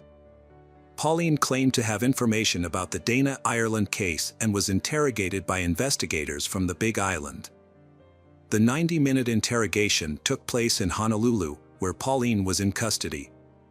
During the interrogation, Pauline provided details about the attack on Dana Ireland and reconstructed the crime scene on the Big Island, showing detectives the locations he mentioned earlier. Pauline told detectives that on December 24, 1991, brothers Albert Ian and Sean Schweitzer picked him up at his home in a purple Volkswagen Beetle. Albert Ian was driving. Before they saw a woman on the side of the road, they stopped to take illegal substances. As they approached an intersection near Kapaho, they saw she standing on the side of the road. Pauline recalled Albert Ian pointing her out, saying, "Look at that girl," but they initially continued driving. Albert Ian then suggested turning the car around so he could talk to she. As they drove back, traveling at 40 to 45 miles per hour, Albert Ian failed to stop in time and accidentally hit she, later identified as Dana Ireland. After hitting Dana, the trio got out of the car, loaded her into the trunk, and continued driving. A short distance later, they stopped and removed Dana from the car. Despite being injured, she was still alive. Pauline claimed he did not assault Dana, unlike the Schweitzer brothers. However, he said something that had severe consequences. According to Pauline, Albert Ian insisted that he find a tire iron and hit Dana on the head to end her suffering. Pauline's initial statement to the police was written down and he signed it, confirming that he testified voluntarily, without coercion, threats, or influence from substances. He was later moved to the Maui Community Correctional Center for protection due to threats from fellow inmates. However, 2 years later, Pauline retracted his statement, claiming he fabricated his story at his stepbrother's request to avoid jail. He admitted he was not present during the attack but had information about those responsible. Colleen explained that he lied about being there to make his information credible and to avoid being accused of perjury, but perjury was not one of the charges he faced. On July 30, 1997, Frank Colleen was charged with the murder of Dana Ireland after signing a confession claiming he had struck her with a tire iron. However, the confession raised suspicions, as when investigators took him to the Big Island, he was unable to identify the exact location of the crime or where Dana's body was found. This led investigators to question the truthfulness of Colleen's confession. Colleen eventually retracted his confession, fearing that if he continued to lie, he could be charged with perjury. His retraction was motivated in part by his realization that his half-brother, Albert Gonzalez, was innocent and being wrongly accused. In the end, Gonzalez was able to avoid major charges related to a separate crime, and in exchange, he agreed to testify against Colleen at his trial. At the time of the arrest, DNA testing technology was not as advanced as it is today. Despite this, the authorities collected DNA samples from Colleen and the Schweitzer brothers. They also analyzed biological fluids from the gurney sheet used to transport Dana Ireland to the hospital and swabs from her body. However, the results were unexpected. The DNA of Frank Colleen and the Schweitzer brothers did not match the DNA of the perpetrator. Although the charges against the three men were dropped, the investigation continued. The prosecution suggested that someone else must have been involved, as other evidence also failed to implicate Colleen and the Schweitzer brothers. For example, the teeth of the Schweitzer brothers and Colleen did not match the bite mark found on the victim's chest. Furthermore, no traces of Dana Ireland's blood or hair were found in Albert Ian Schweitzer's Volkswagen, which he had acquired only a month after her death. External pressures, including those from the Dana Ireland family, the public, and the press, may have influenced the course of events in the investigation into Dana Ireland's death. Albert Ian Schweitzer was 20 years old at the time of Dana Ireland's murder and had only traffic-related infractions on his record. Sean Schweitzer, who was 16 when Dana Ireland died, received charges in connection with her death at the age of 23. Around that time, Sean also faced unrelated charges of fourth-degree assault for inappropriately touching a 15-year-old girl when he was 16. He received a sentence of 180 days in prison and 1 year of probation. Despite their records showing a pattern of questionable behavior, DNA testing cleared all three suspects involved in the Dana Ireland case of her murder. However, this finding was likely undermined by the unrelated convictions that surfaced in their pasts. 5 days after Frank Colleen's initial statement to the police, investigators searched the Schweitzer family home and seized Albert Ian's 1957 Volkswagen Beetle as evidence. Both Sean and Albert Ian claimed they were not with Frank Colleen on the night of the crime, although they admitted to knowing him. Sean stated that he was at home on Christmas Eve, while Albert Ian said he was either at home or at his uncle's house. Albert Ian also explained how he acquired his car, initially denying that he had done any bodywork on it. He revealed that the car was originally purple, but he repainted it yellow because it wasn't his preferred color. The Schweitzer brothers' lawyers believed that Frank Colleen had falsely accused them due to a long-standing feud between their families. Nevertheless, the prosecution continued to pursue the case. On May 5, 1999, just days before the statute of limitations expired for some of the crimes committed against Dana Ireland, the police received a statement from Michael Ortiz, a cellmate of the Schweitzers and an associate of Gonzalez. This new information was seen as a potential breakthrough in the case.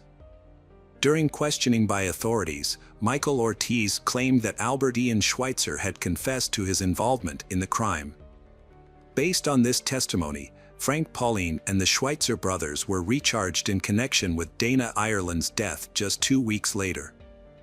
This development raised suspicions and distrust among the public, as the information had come from a questionable source and had been revealed just days before the statute of limitations was set to expire.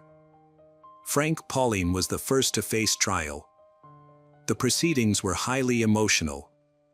Pauline professed his innocence, stating that he had lied when he initially confessed to being involved in Dana's murder. When taking the stand, Mary Ireland recounted receiving the devastating news about her daughter. She described the distressing scene: a bicycle on the road, a shoe, and a lock of hair. However, the witnesses who linked Pauline to the crime had checkered pasts and stood to gain from implicating him. Among those who benefited from Pauline being found guilty was his half-brother, Gonzalez, who became a witness for the prosecution. Witness William Chung, who also testified against Pauline, said Pauline confessed his involvement in this crime. However, when asked if he saw Pauline in the courtroom, he pointed to another person, although Frank Pauline was there. The jury also saw Dana Ireland's bike, shorts, top, underwear, and a Jimmy's t-shirt recovered from the scene. Not one of those items had DNA from Pauline or the Schweitzers. To get around the lack of scientific evidence, Deputy Prosecutor Lincoln Ashida insisted that the Jimmy's t-shirt covered in Dana Ireland's blood belonged to Pauline. "We're not afraid of that evidence. We embrace it," Ashida said. Then, that same DNA technology works both ways for the defense and the prosecution. Pauline's lawyer protested, saying the t-shirt wasn't even Frank's size. Nevertheless, the jury found that the evidence and assumptions presented at the trial were enough to convict Pauline. Pauline's guilty verdict and 180-year sentence were handed down despite forensic evidence proving his confession was false. The next trial was that of Albert Ian Schweitzer, who knew about Pauline's sentence and was surprised when prosecutors offered him a plea deal, given the lack of physical evidence. Albert Ian Schweitzer rejected the offer, maintaining his innocence. The prosecutor claimed Schweitzer's Volkswagen Beetle was involved in the crime, but several facts contradicted this assertion. Witnesses in the area where Dana was found reported seeing a pickup truck, not the Beetle, and forensic analysis of Schweitzer's car turned up no evidence linking it to the crime. Furthermore, Schweitzer only became the official owner of the Volkswagen in January 1992. Albert Ian Schweitzer was sentenced to 130 years in prison based on the testimony of Michael Ortiz, who claimed Albert Ian had confessed to the crime, and evidence of scratches on Albert Ian's car bumper. After seeing his brother convicted, Sean Schweitzer initially wanted to prove his innocence but eventually decided to take a plea deal due to concerns about the justice system failing him again. As part of his agreement with the prosecutor's office, Sean Schweitzer was required to testify against his brother and Frank Pauline, who were accused of playing a role in Dana Ireland's death. He was also required to take a polygraph test to prove his honesty. The polygraph test was administered on March 24, 2000, by an examiner from the State Attorney General's office.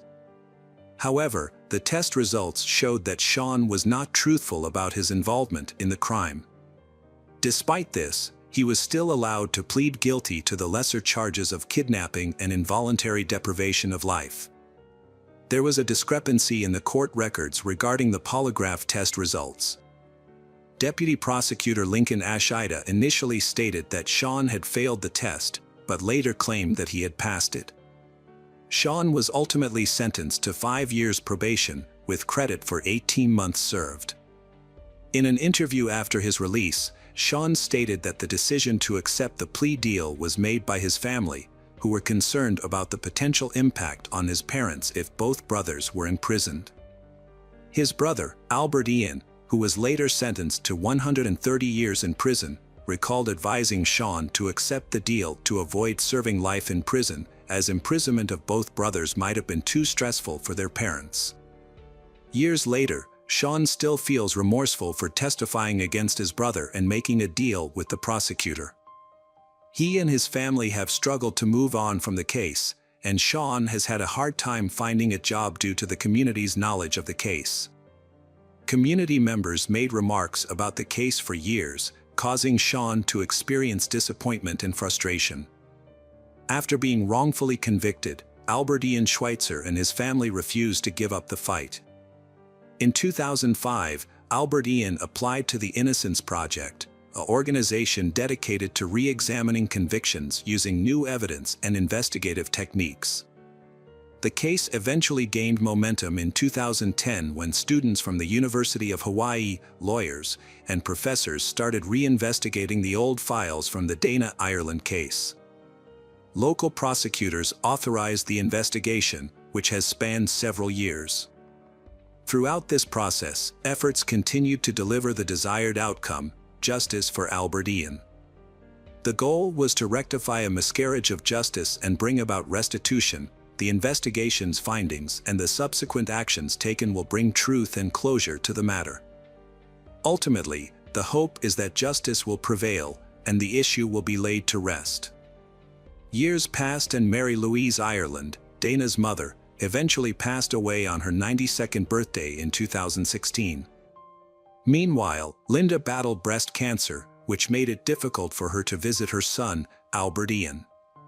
When Linda finally had the chance to see Albert Ian for the very last time, she was heartbroken.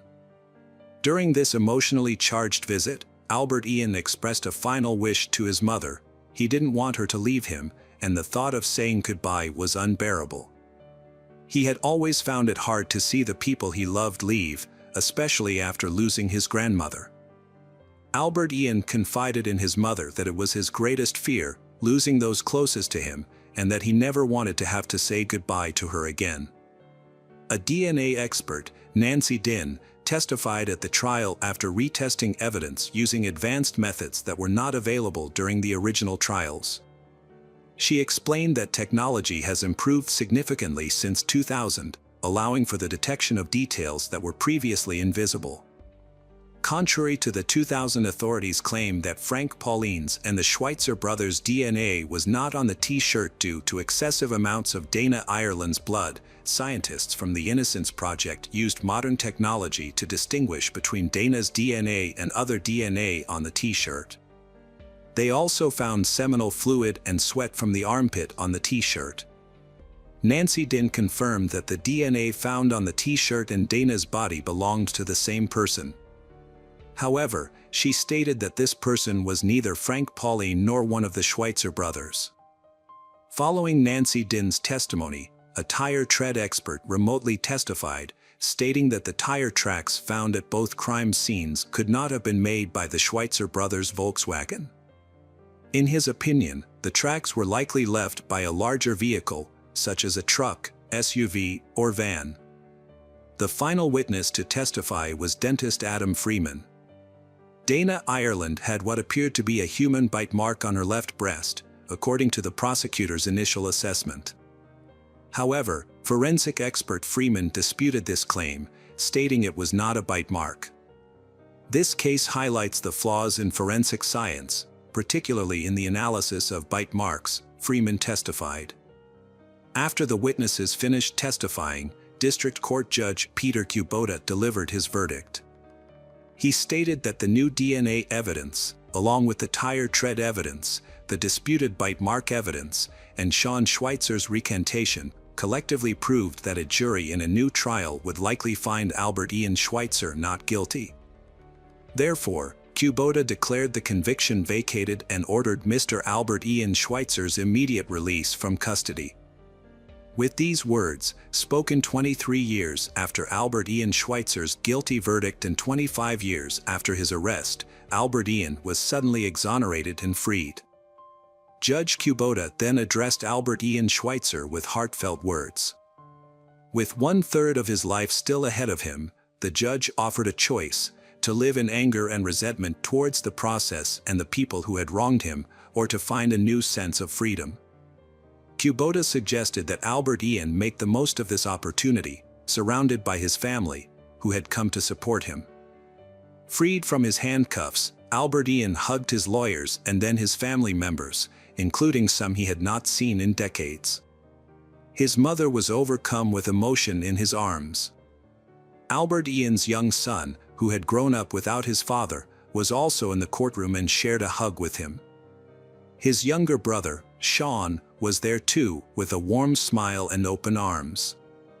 As a result of Albert Ian's acquittal, his brother Sean's lawyer is now seeking to have his own criminal record cleared. The story serves as a reminder of the tragic fate of Frank Pauline, who died in prison in New Mexico in 2015.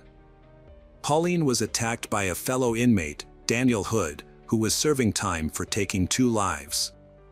On April 27, 2015, Hood attacked Pauline in the recreation yard at the Southern New Mexico Correctional Facility, striking him 3 times on the back of the head with a rock. The motive behind the attack was Hood's belief that Pauline was a snitch. Despite efforts by the medical staff, Pauline could not be saved. In response, his family's lawyer plans to file a petition for his posthumous rehabilitation. Albert Ian Schweitzer finds the transition from prison life to freedom extremely difficult. He shares that adjusting to life outside of prison has been more challenging than he anticipated. Most days are a struggle with anxiety.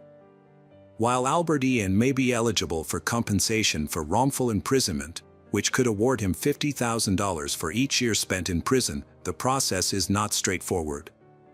His lawyers are working diligently to ensure he receives the compensation he is owed. The Dana Ireland case remains unsolved 3 decades later, but investigators are hopeful that advances in DNA testing and genealogy will help them identify the person responsible for destroying the Dana family's life. Hello friends, welcome to our channel. Today we're going to take a look at another horrible case with you. The case of Bianca Roberson.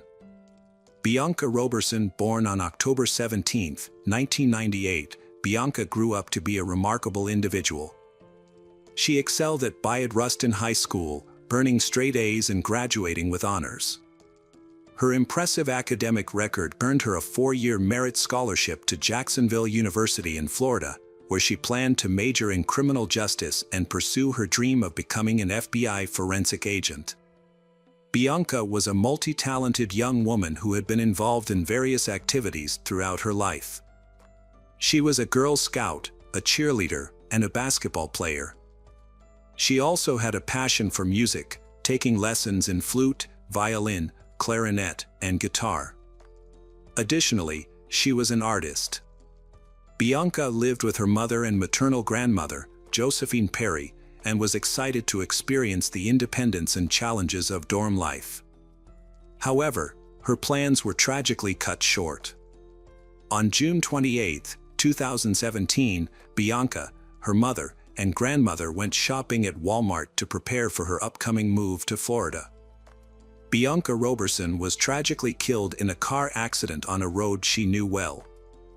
The incident occurred just 10 minutes after she left a Walmart parking lot. Witnesses quickly called 911, and first responders rushed to the scene. Unfortunately, paramedics were unable to save Bianca, and she was pronounced dead at the scene. Initial observations suggested that Bianca's severe head injuries were caused by her car veering off the road. However, as police interviewed eyewitnesses, a crucial detail emerged. A witness reported that Bianca's car had collided with a red pickup truck, which had fled the scene without stopping. As she drove home to meet her granddaughter, Bianca's grandmother was worried about the traffic and wondered if it might be related to Bianca. However, she had no idea that the cause of the traffic jam was actually a car crash involving Bianca. When she arrived home, she was met with devastating news. 2 police officers were waiting to inform her that Bianca had been killed in the accident. For Michelle, Bianca's mother, the news was almost too much to bear. Losing a child is every parent's worst nightmare. Michelle, a nurse from Delaware County, was still grieving the loss of her 22-year-old son, ML James Rowley, who had passed away from a heart condition in 2013. She had hoped that time would ease her pain, but instead, it had only intensified with the loss of her daughter. Michelle Robertson is struggling to cope with the loss of her second child. "I'm just existing," she said, feeling lost and without purpose. Her children were her reason for getting up in the morning, and now she feels like a mom without kids. After her divorce from Rodney Robertson in 2006, they managed to put aside their differences and work together as amicable co-parents thanks to their daughter Bianca. Michelle acknowledged that their divorce was not easy, but Bianca's presence helped to calm the tension. "Bianca didn't like it when I spoke harshly to her mother, and she would correct me," he said. Bianca's love for her family, especially her father, brought them closer together. Rodney admitted that Bianca was his favorite, and her devotion to family was inspiring. Bianca's father proudly said that his daughter was one step closer to achieving her dream of becoming an FBI forensic specialist. Bianca was excited to be on her own, but her future career was her main focus. Her hard work had paid off, as she had received a 4-year merit scholarship to Jacksonville University, one of the 3 schools that had accepted her out of the 4 she had applied to. Bianca's father said she had also been accepted to Coastal Carolina and the University of Georgia. Investigators were seeking CCTV footage to confirm the initial belief that Bianca's car veered off the road after colliding with a red pickup truck.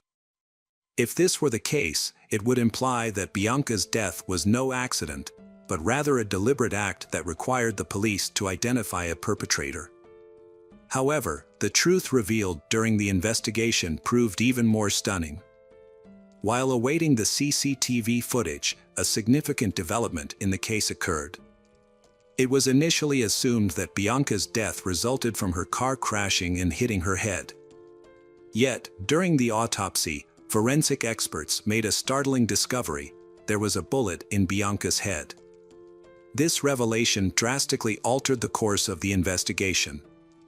What initially seemed like an accident and later a collision with a red pickup truck was revealed to be a death caused by a gunshot wound to the head.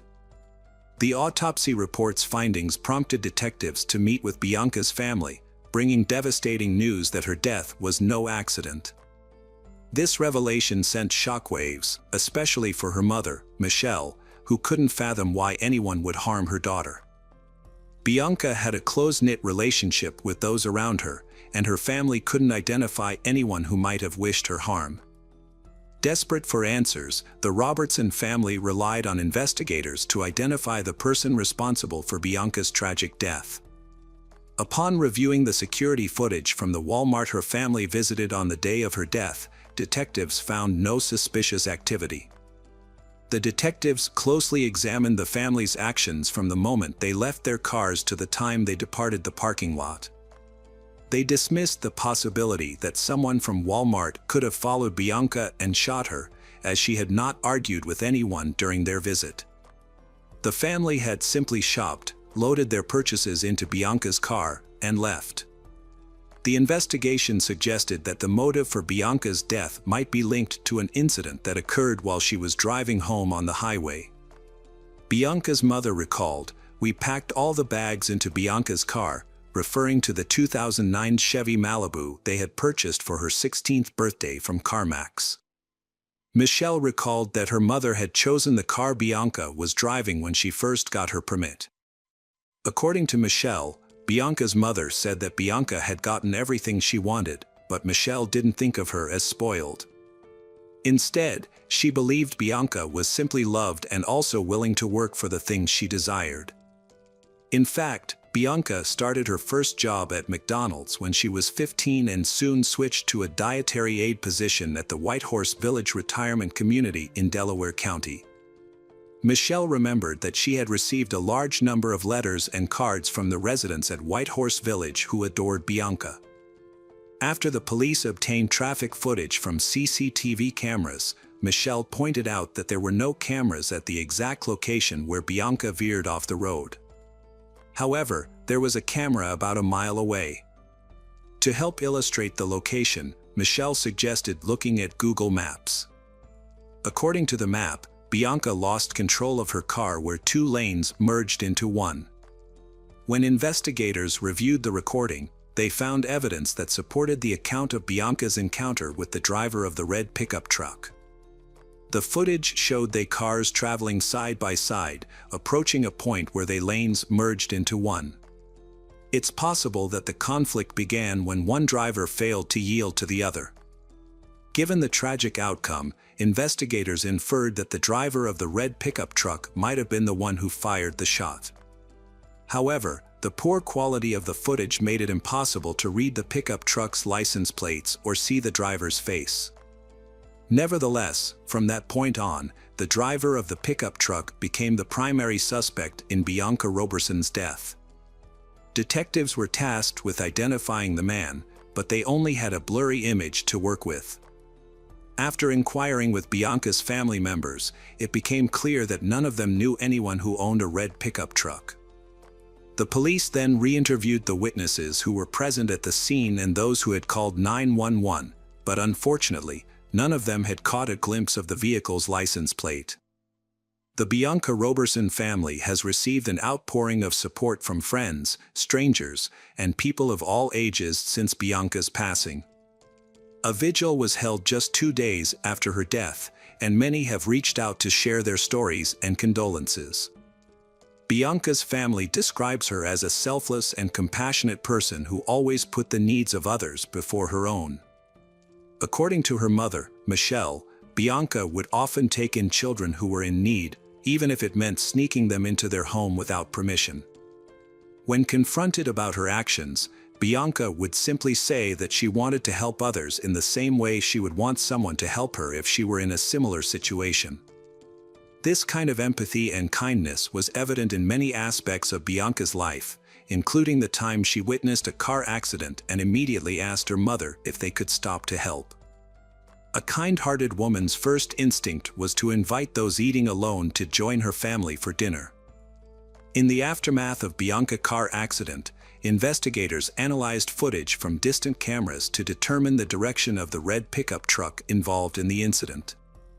To gather more details about the truck, including its brand, model, and license plate, they required higher quality footage.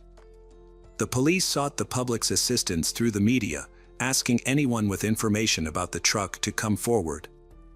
Following the accident, the pickup truck turned towards Poi Pike. To find evidence, detectives visited nearby houses and shops, searching for cameras that might have captured the truck. After an extensive search, they found a camera with good quality footage, taken around 5 minutes after witnesses called 911 to report Bianca's car accident.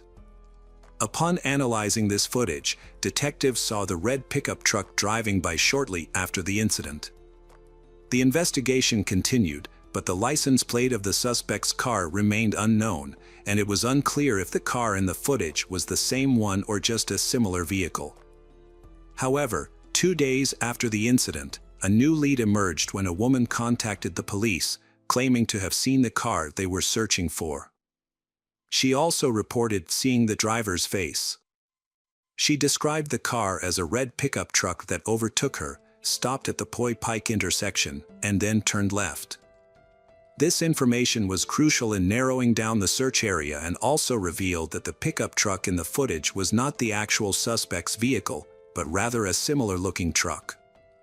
Her description helped a forensic artist create a sketch of the suspect, who was identified as a white male, 25 to 35 years old, with brown hair and a stubble beard.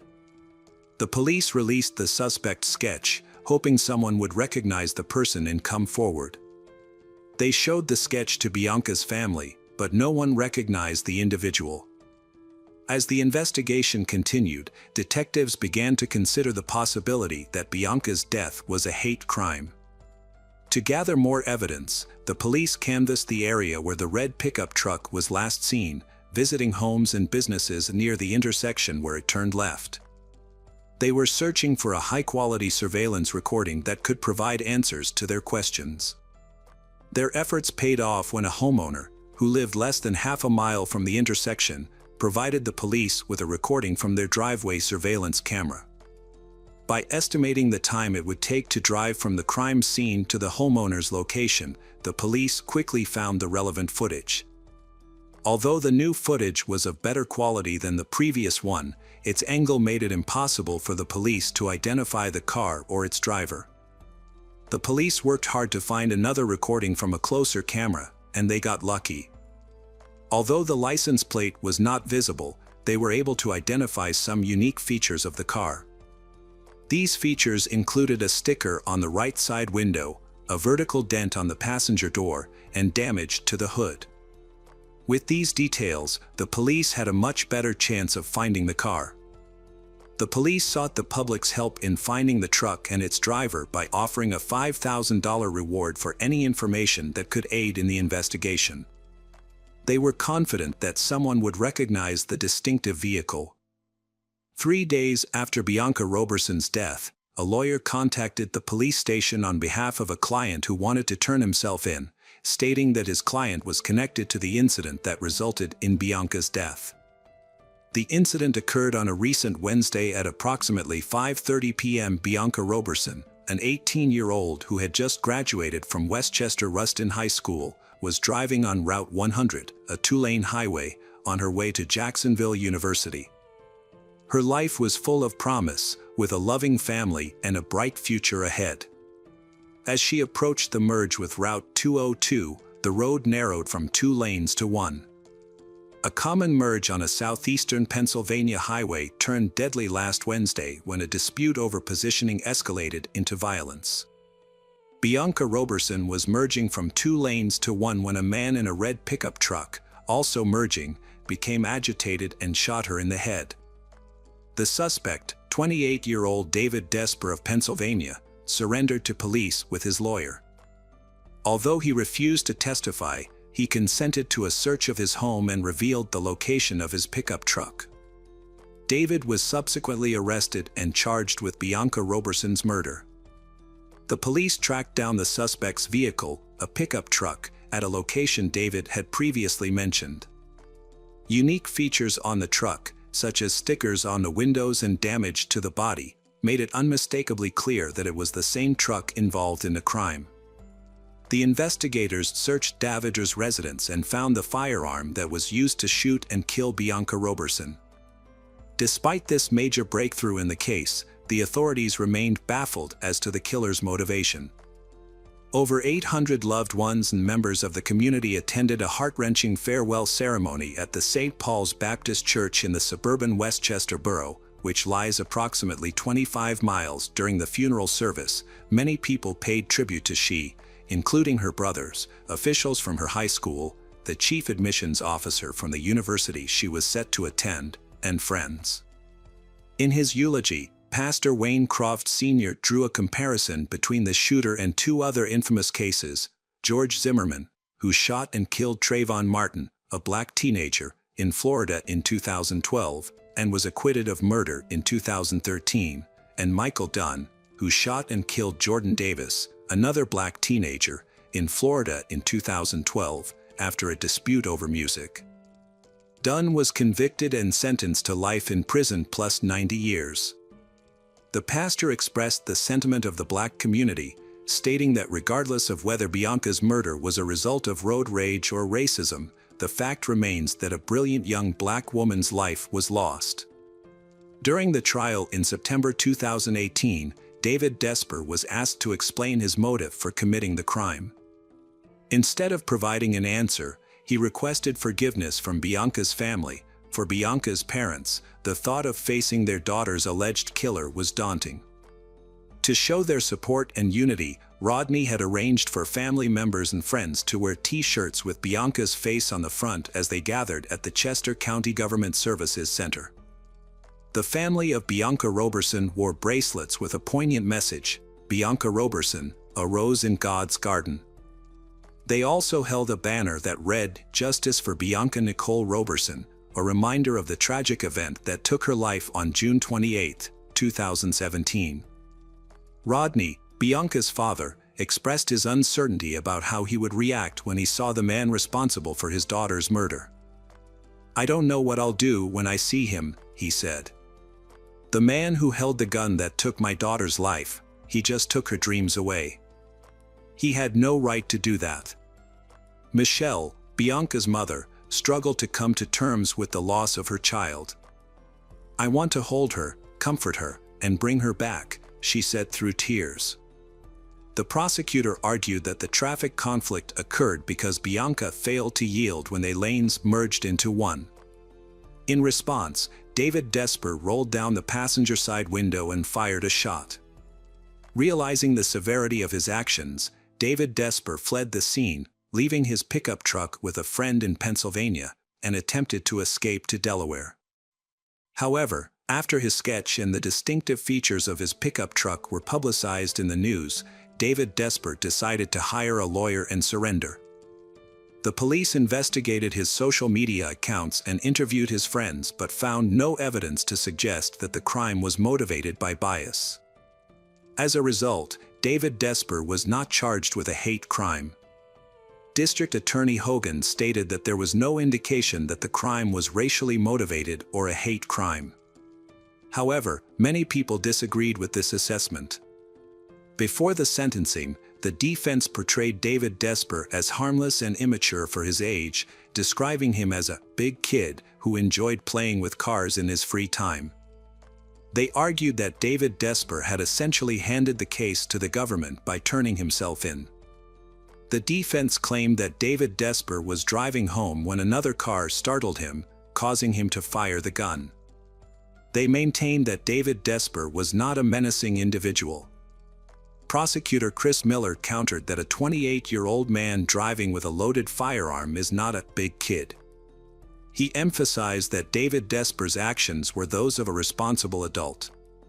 Ironically, David Desper's own mother had shared a Facebook post about the police searching for the person who murdered Bianca Roberson, unaware that the suspect was her own son.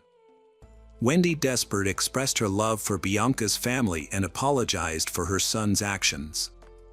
"I'm so sorry for what my son did," she said, as her son wept. Rodney Robertson struggled to speak through tears as he addressed his daughter's killer. "I have simple questions for the defendant," he said. "Why did you shoot my daughter?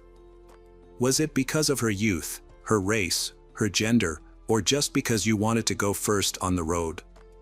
Was it simply because you were having a bad day?" Rodney continued, "All my dreams for Bianca were coming true until the day the defendant took her life. Now, all I have left of Bianca are my memories." David Desper pleaded guilty to third-degree murder. The court sentenced him to 40 years in prison, with the possibility of parole after 20 years. Judge Anne-Marie Wheatcraft became emotional as she announced the sentence, telling Desper, "I don't believe you were afraid, I believe it was anger." County Judge Anne-Marie Wheatcraft imposed the maximum sentence of 20 to 40 years for that grade of homicide. David Desper attempted to appeal the sentence, but his appeal was denied. Hello friends, welcome to our channel. Today we're going to take a look at another horrible case with you. The case of Marina Menegazzo and Maria Jose Coney. This story began in 2016 in the Argentine city of Mendoza. On January 10th, two young women, 21-year-old Marina Menegazzo and 22-year-old Maria Jose Coney, embarked on a highly anticipated trip. Unfortunately, their journey ultimately led to one of the most publicized investigations in Latin America over the past decade. At the time, Maria Jose was a 22-year-old economics student at the National University of Cuyo, while Marina was a 21-year-old speech therapy student at the Aconcagua University. Both women volunteered for an organization that assisted homeless individuals. According to friends and acquaintances, they were two bright and cheerful young women who were extremely close to their families. Marina Menegazzo and Maria Jose Coney embarked on a trip with two friends, but the group eventually parted ways. They girls continued their journey, which began on January 10th. Their route can be tracked through Maria Jose Coney's Instagram posts. On January 13th, they were in Cusco, Peru, an ancient city that was once the capital of the Inca Empire. The next day, January 14th, another photo was posted, also taken in Cusco. A subsequent image was published on January 15th, showing they on a railway bridge near the Machu Picchu hydroelectric power plant. Machu Picchu is a famous ancient Inca city, often referred to as the city above the clouds, and is a UNESCO World Heritage Site. Maria Jose Coney and Marina Menegazzo had about 10 days of vacation left and were in no rush to return home. They decided to revisit Montañita, the town in Ecuador where their trip had begun. On February 22nd, Maria Jose Coney posted a photo of herself with Marina Manazzo on Instagram, which would be her last post. On the same day, they contacted their families in Argentina to let them know they would be returning soon. They planned to take a bus from Ecuador to Lima, Peru, where they would spend the night at a friend's house. From Lima, they would fly to Santiago, Chile on February 25th, and then take a bus to their hometown of Mendoza, Argentina. They informed their relatives that they would be unreachable by phone for a few days due to poor signal reception.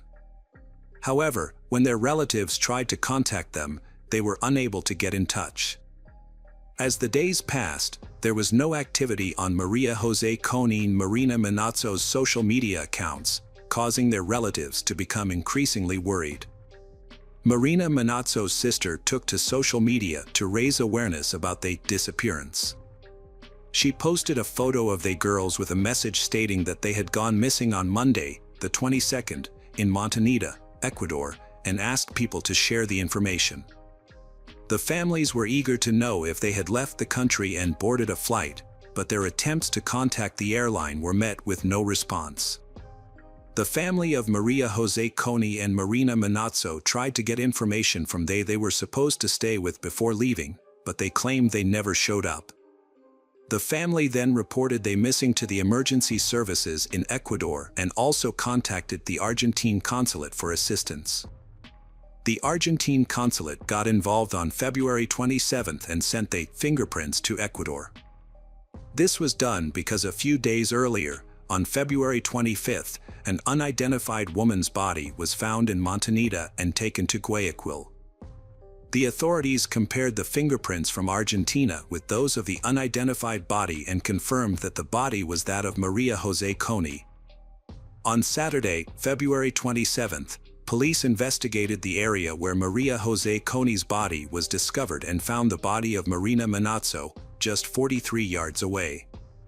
Like Marina Manazzo's body, Maria Jose Coney's was also wrapped in a plastic bag and duct tape. According to the Ecuadorian police, the killer attempted to conceal Marina Manazzo's body by placing an object on top of it, which initially prevented its discovery. During the autopsy, the medical expert determined that Maria Jose Coney's death was caused by severe blunt force trauma to the head. Her injuries also included a broken leg, a broken toe, and what authorities described as genital injuries. Additionally, markings on her wrist suggested that she had been restrained. Marina Manazzo died from 6 stab wounds to the neck and had similar wrist markings, indicating that she had also been tied up.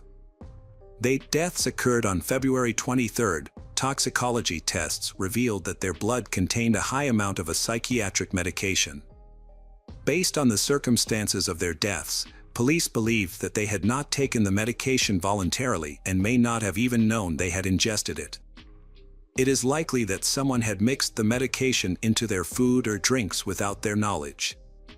A breakthrough in the case came just 24 hours after the discovery of the second body. The President and Interior Minister of Ecuador announced that the police had made an arrest, sparking mixed emotions among the victims' families. Alberto Segundo Mina Pon, 33, and Aurelio Eduardo Rodriguez, 39, were taken into custody and quickly confessed to the crime, revealing the events that had transpired. Physical evidence found at the home of one of the suspects, Mina Pon, included bloodstains. The police also recovered Marina's phone, backpack, and other belongings near the house. The rapid arrest and immediate confession of they men were met with skepticism by those following the case, leaving many with unanswered questions. Ecuador's Minister of the Interior, José Serrano, claimed that they checked out of their hotel room on February 22nd at 2 p.m. According to the men's story, they had their money stolen at the hotel, prompting them to hitchhike to Lima. However, the hotel owner disputed this claim, stating that there was no evidence of theft. Marina Manazzo and Maria Jose Coney's families found this explanation hard to believe, particularly since they had credit cards that they could have used if they encountered financial difficulties. The lack of activity on the credit cards suggested that either someone stole both the cash and cards or that the men's story was not true. Moreover, they could have accessed the funds in their account without needing the physical card, but they didn't use the money to book travel or accommodations online.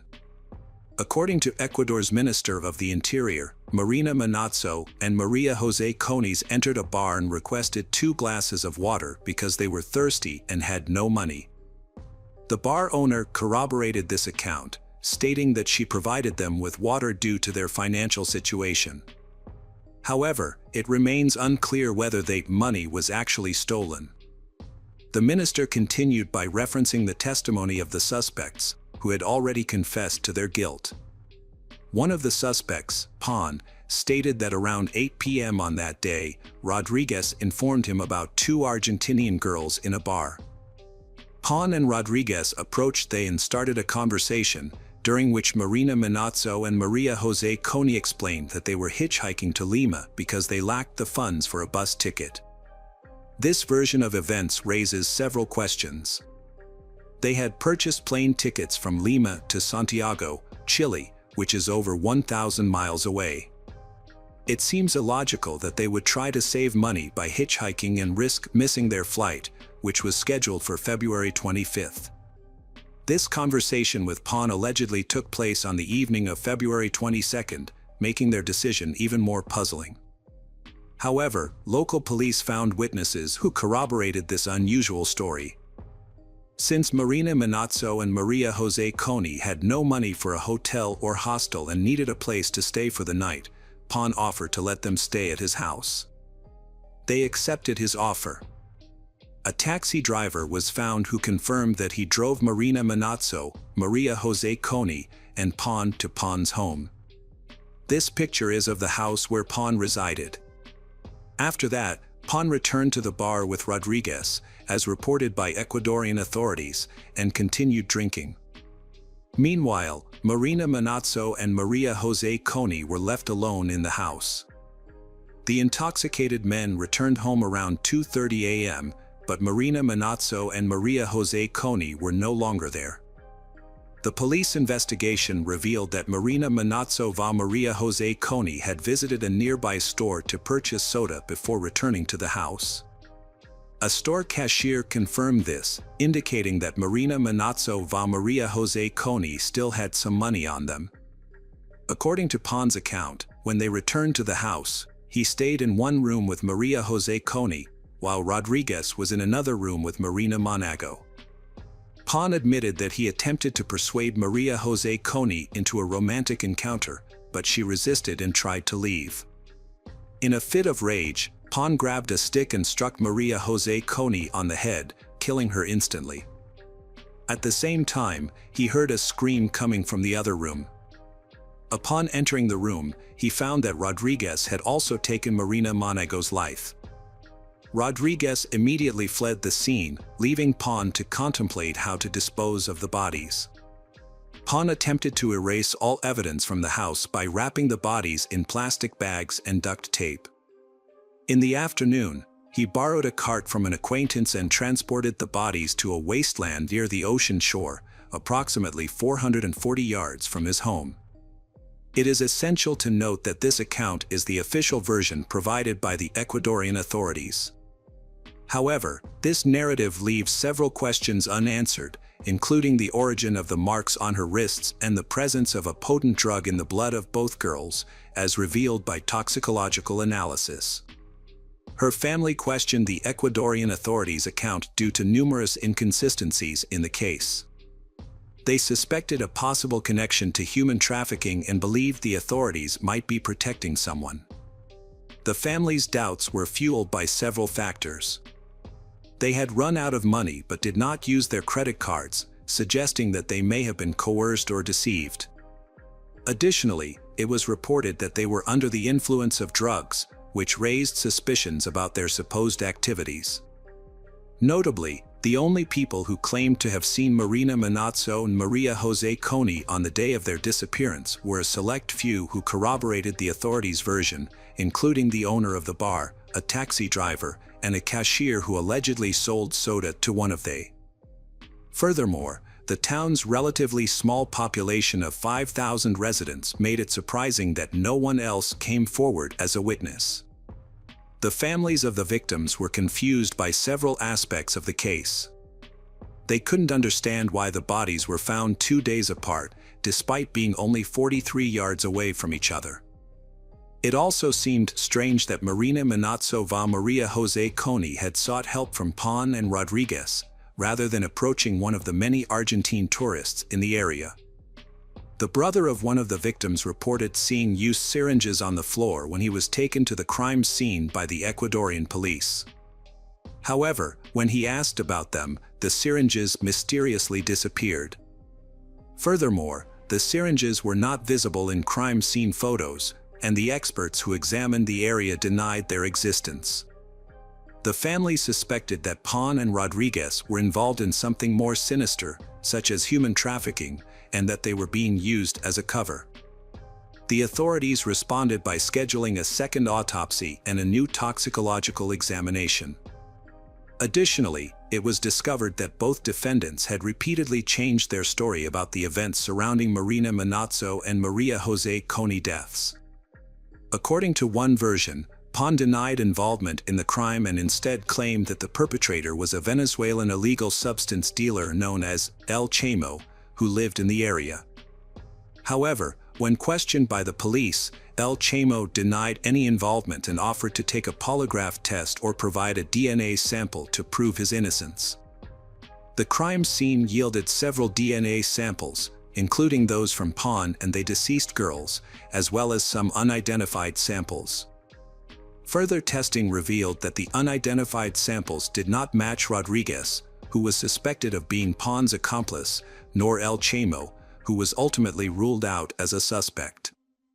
A second autopsy, conducted by Argentine experts, revealed that the girls were in a state of vulnerability and unable to defend themselves before their deaths.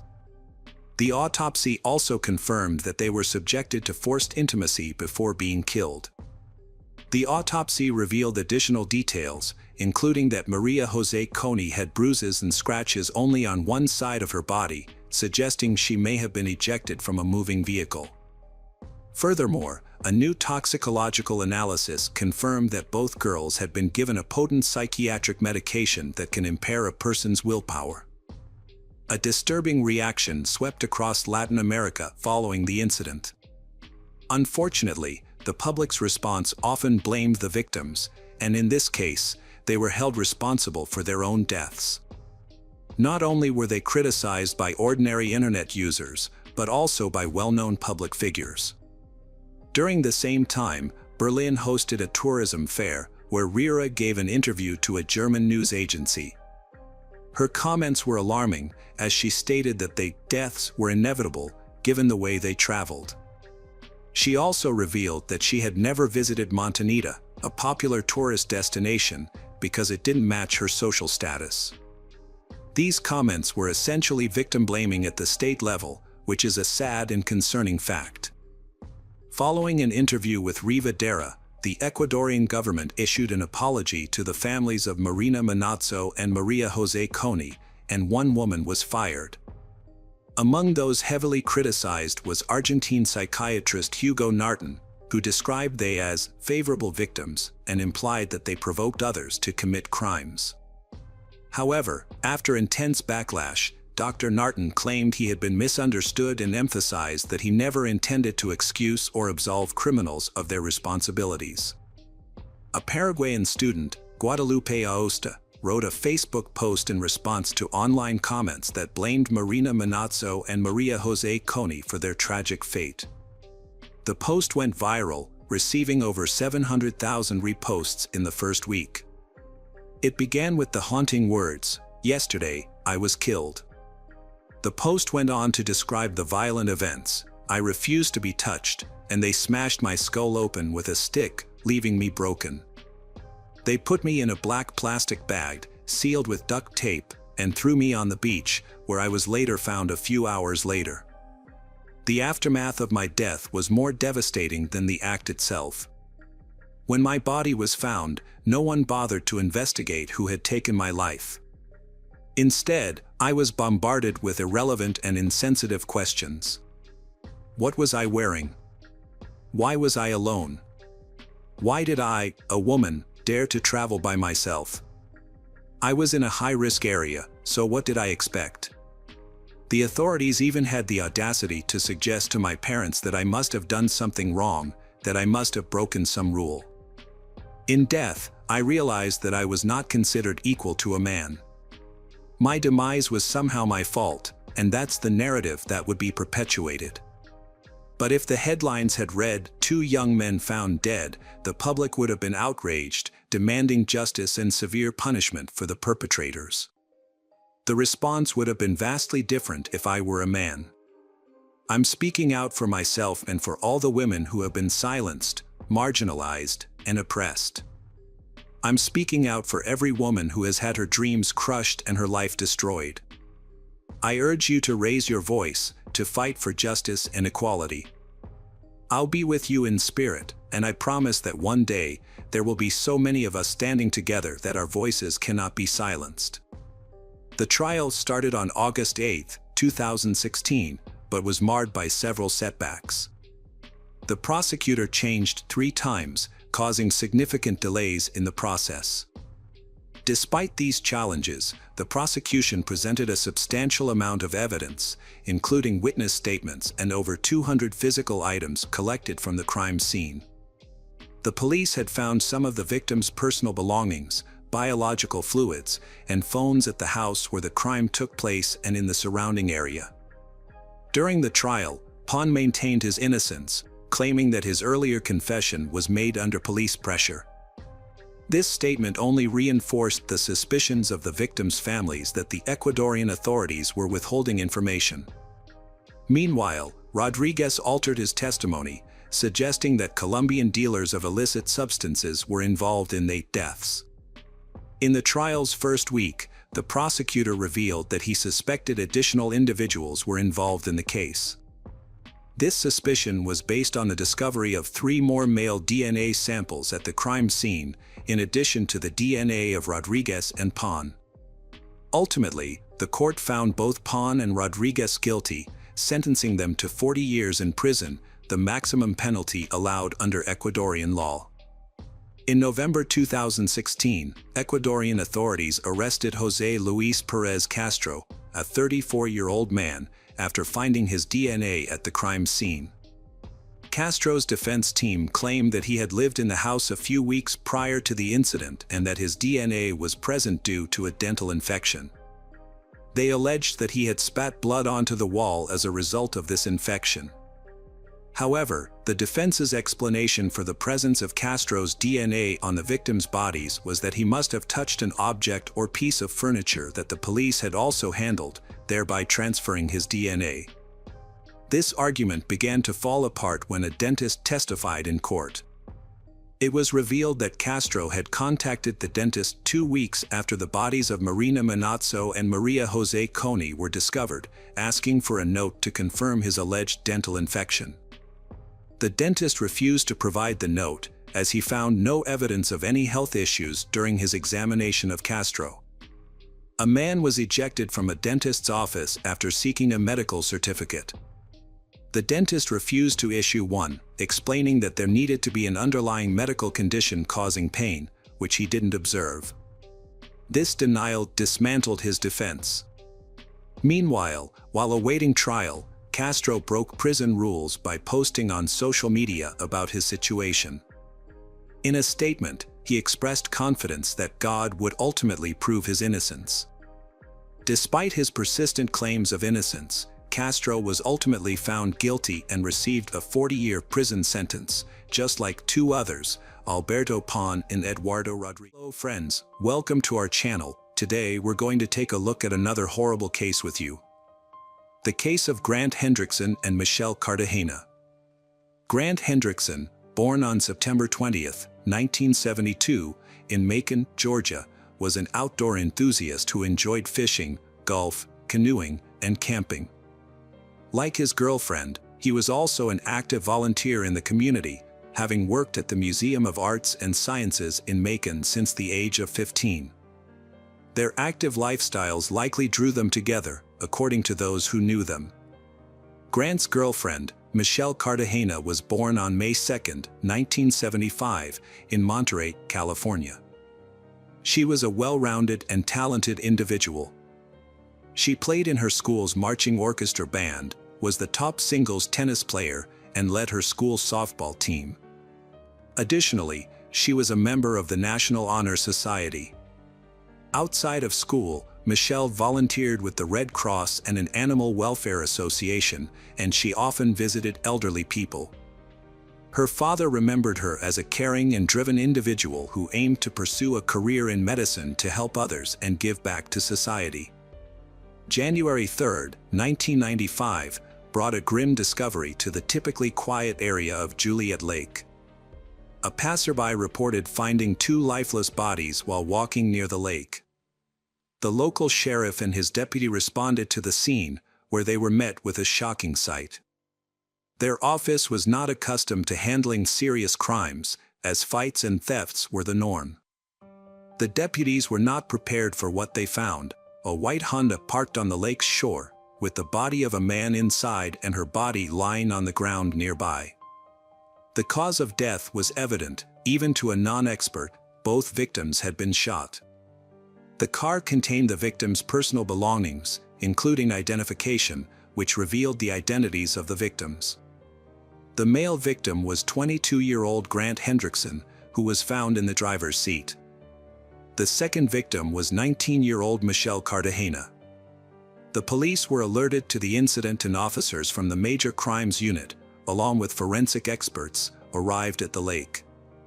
The detectives' attention was immediately drawn to Michelle's body, which was partially exposed with her skirt pulled up, suggesting a possible motive for the crime. An examination of the car revealed bullet holes, leading detectives to believe that the perpetrator had opened fire on them while they were inside. Grant was hit by 3 bullets and had no chance of survival. Michelle was shot twice and likely remained conscious as the perpetrator pulled her from the car. The position of Michelle's body, with her legs spread apart, suggested that the perpetrator may have intended to take advantage of her vulnerable state, but did not do so. Forensic experts found a substance on the inside of her thighs, which was later identified as saliva containing chewing tobacco particles. The saliva samples were sent to the lab for further analysis. During the crime scene investigation, police discovered important evidence, including bullet casings of 2 different calibers, 13.223 caliber casings and 4 9mm casings. The presence of 2 types of ammunition suggests that there may have been 2 perpetrators, each using a different weapon. The families of Grant and Michelle were shocked and stunned when they learned about the tragedy. They struggled to comprehend who could have committed such a heinous act against their children. As only children, Grant and Michelle were extremely close to their parents. They had been dating for over a year and had already made plans for their future together, including their upcoming wedding. When detectives couldn't identify any enemies or suspects through family and friends, they began investigating further. They visited Mercer University in Macon, where Grant and Michelle were classmates, to gather more information and piece together the events surrounding the tragedy. The police investigation into the deaths of Michelle and Grant was ongoing, but they had not uncovered any significant leads. Both victims were well-liked and respected at the university, with no known conflicts or enemies. Initially, detectives considered the possibility that the killer might have been a man who had romantic feelings for Michelle and was rejected, but this theory was not substantiated and was eventually set aside. A visit to Mercer University did not yield any useful information for the police. However, by reconstructing the events of January 2nd, the detectives learned that Michelle and Grant had gone to a restaurant, followed by a movie. After the film, they headed to a holiday camp at Juliet Lake. The camp was open to the public 24/7 and featured a boat launch, parking area, small dock, and picnic tables. Since it was a free public space, there was no staff or security present on the night of the crime. Other people were in the area, but they did not report anything suspicious. Some individuals did hear loud noises, which they initially dismissed as firecrackers. A witness reported seeing a 1980s Honda CRX speeding out of the parking lot. Meanwhile, investigators found a DNA sample in saliva on Michelle's thigh. However, at the time, DNA technology was still in its early stages.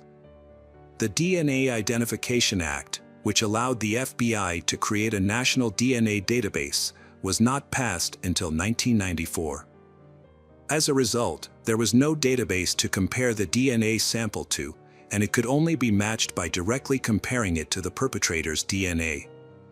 The investigation also included questioning staff at the restaurant and cinema that Grant and Michelle visited before their deaths, but nothing suspicious was found. The authorities considered the possibility that they might have been random victims or had a chance encounter with someone who became violent. The detectives found no evidence of any other motives, as they had good grades, no connections to shady individuals, and did not use illicit substances. The fact that the perpetrator left behind valuables, including money, suggests that the motive behind the crime was not financial gain, but rather something else. Forensic analysis revealed that the likely weapons used in the crime were an AR-15 rifle and a 9mm Ruger pistol.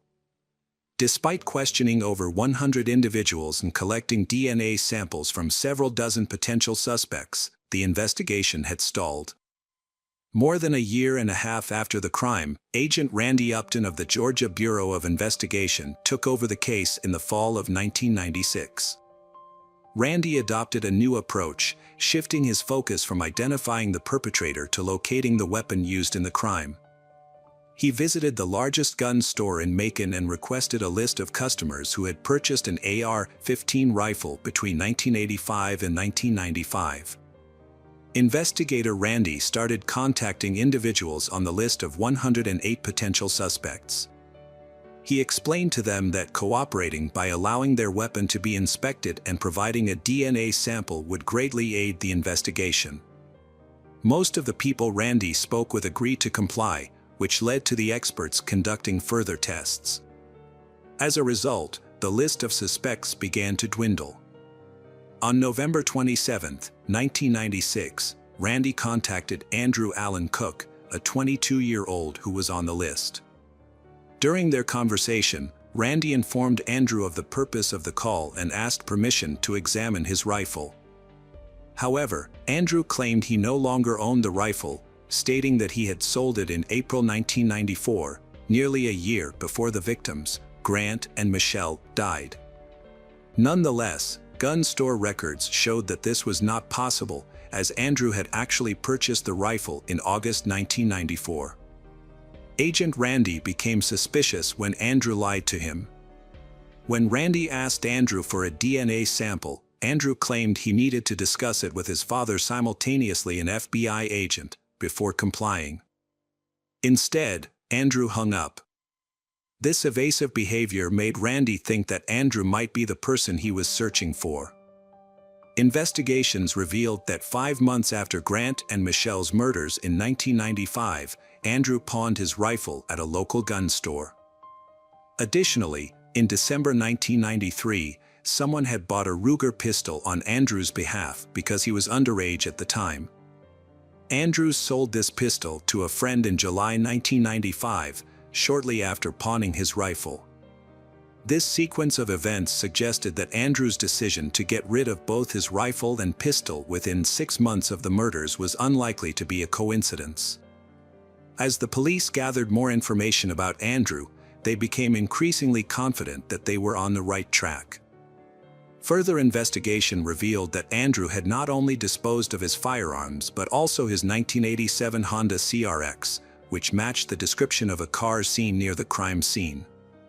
Agent Randy decided to visit the diaper factory where Andrew worked. Although Andrew was absent, Randy spoke with one of his co-workers. A colleague of Andrew's reported that they had recently discussed the worst things they had ever done, and Andrew claimed to have shot someone with a rifle. The colleague was skeptical but asked Andrew why he had done it, and Andrew replied that he wanted to see if he could get away with it. The colleague also mentioned that Andrew was a frequent user of chewing tobacco. Another friend testified that Andrew had told him in late November 1996 that he needed to leave town because things were getting hot. These coincidences caught the attention of Agent Randy, who began searching for Andrew Cook, who had not lived with his parents for several years. On December 4, 1996, Agent Randy met with Andrew's father, John, who was also an FBI agent with 29 years of experience. Agent Randy explained that he was investigating the crime at Juliet Lake and wanted to speak with Andrew, but couldn't find him. John was familiar with the case of Grant and Michelle from the news, but had not been involved in the investigation. He told Agent Randy that he didn't consider Andrew a suspect, but promised to find him and talk to him. Later that day, John was able to reach Andrew by phone. John Cook's world was turned upside down when his son, Andrew, revealed a shocking truth. A detective had been searching for Andrew in connection with a crime at Juliet Lake, and John had asked his son if he knew anything about it. Andrew's response was devastating. "Daddy, I'm not telling you. You're one of them, you're a cop." John's next question was laced with hope that his son would deny any involvement. "Were you the one who did the shooting?" he asked. After a brief pause, Andrew confirmed his worst fears, saying yes. Andrew explained that he had been fishing at Juliet Lake on the night of the incident. A couple had arrived, and he had gotten into an argument with the driver, Grant. According to Andrew, Grant had threatened him with a pistol, prompting Andrew to grab his rifle and commit an irreversible act. John urged his son to turn himself in to the authorities, but Andrew refused, saying he would rather disappear. John was stunned by his son's confession, but he maintained his professional composure. The next day, he visited the Monroe County Sheriff's Office and reported his son's confession. At the time, no one was aware that Andrew had been arrested earlier that morning in a nearby county for illegally hunting deer in Turkey. He had given a false name, but his true identity was quickly discovered by Agent Randy. Randy then traveled to Jones County to speak with Andrew. Unbeknownst to Randy, Andrew had already confessed everything to his father the day before. When Randy arrived at the Jones County Sheriff's Office, he introduced himself and asked Andrew if he would be willing to answer a few questions. Andrew responded, "It's been 2 years, and you still don't have any evidence. I used to own a Honda, a rifle, and a Ruger, but now you're just trying to frame me." Andrew told the sheriff that if they helped his father get a lawyer, he would reveal the entire truth. After being transferred to Monroe County, Andrew's father, John, was allowed a private conversation with him. When John hugged his son, both men broke down in tears. Andrew confessed to his father that he wasn't at the lake to fish on the night of the crime. Instead, he claimed to have arrived after the victims, Grant and Michelle, were already there. Andrew's story went that he had fired multiple shots from his rifle, then used his pistol to fire additional shots. He then pulled Michelle's body out of the car in an attempt to mislead the police. As an extra precaution, Andrew spat on Michelle to prevent the police from linking him to the crime through saliva analysis. Andrew was subsequently charged with the murders of Grant Hendrickson and Michelle Cartagena. The police gathered additional evidence to support his confession, including tracing the ownership of the rifle and pistol used in the crime. Forensic examination of the guns confirmed that they were indeed the ones used to kill Michelle and Grant. Andrew Cook's DNA was matched to the saliva found on Michelle's body, further implicating him in the crime. The trial took place in 1998, during which John Andrew, Andrew's father, spoke and apologized to the families of the victims, Grant and Michelle. He acknowledged that his apologies would not bring them peace and expressed regret for not recognizing the evil that had consumed his son. Andrew Cook was found guilty on March 19, 1998, and was sentenced to death. He exhausted all his appeals, and the execution was scheduled for February 22, 2013. However, 3 days before the scheduled execution, Andrew's attorneys filed a clemency appeal, arguing that he was mentally unstable and required treatment. The State Board of Pardons and Paroles considered the appeal but ultimately voted against clemency. On February 22, 2013, Andrew Cook's family visited him in prison to bid their final farewell. Before his execution, he was granted the opportunity to choose his last meal, which consisted of a steak, baked potatoes, fried shrimp, lemon pie, and soda. As he lay strapped to a gurney in the death chamber, Andrew delivered his final words, expressing remorse for his actions. "I'm sorry," he said. "I won't ask you to forgive me, as I struggle to forgive myself." He then thanked his family for their unwavering support and apologized for the pain he had caused them, stating, "I'm sorry I took so much from you all." At 11:08 p.m., the lethal injection was administered. 14 minutes later, Andrew Cook, 38, was pronounced dead. Following the execution, Mary Hendrickson, the mother of one of the victims, expressed relief that justice had finally been served after 18 long years. Hello friends, welcome to our channel. Today we're going to take a look at another horrible case with you. The case of Krista Baker Alexander.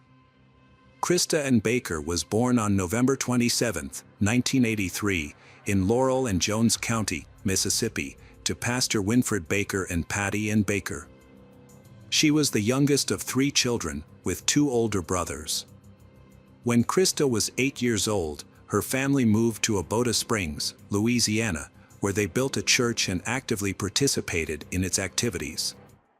Growing up, Krista traveled extensively with Christian missionary organizations to help those in need, particularly children. She was homeschooled and later pursued a degree in Christian education through online courses at the North Tennessee Bible Institute.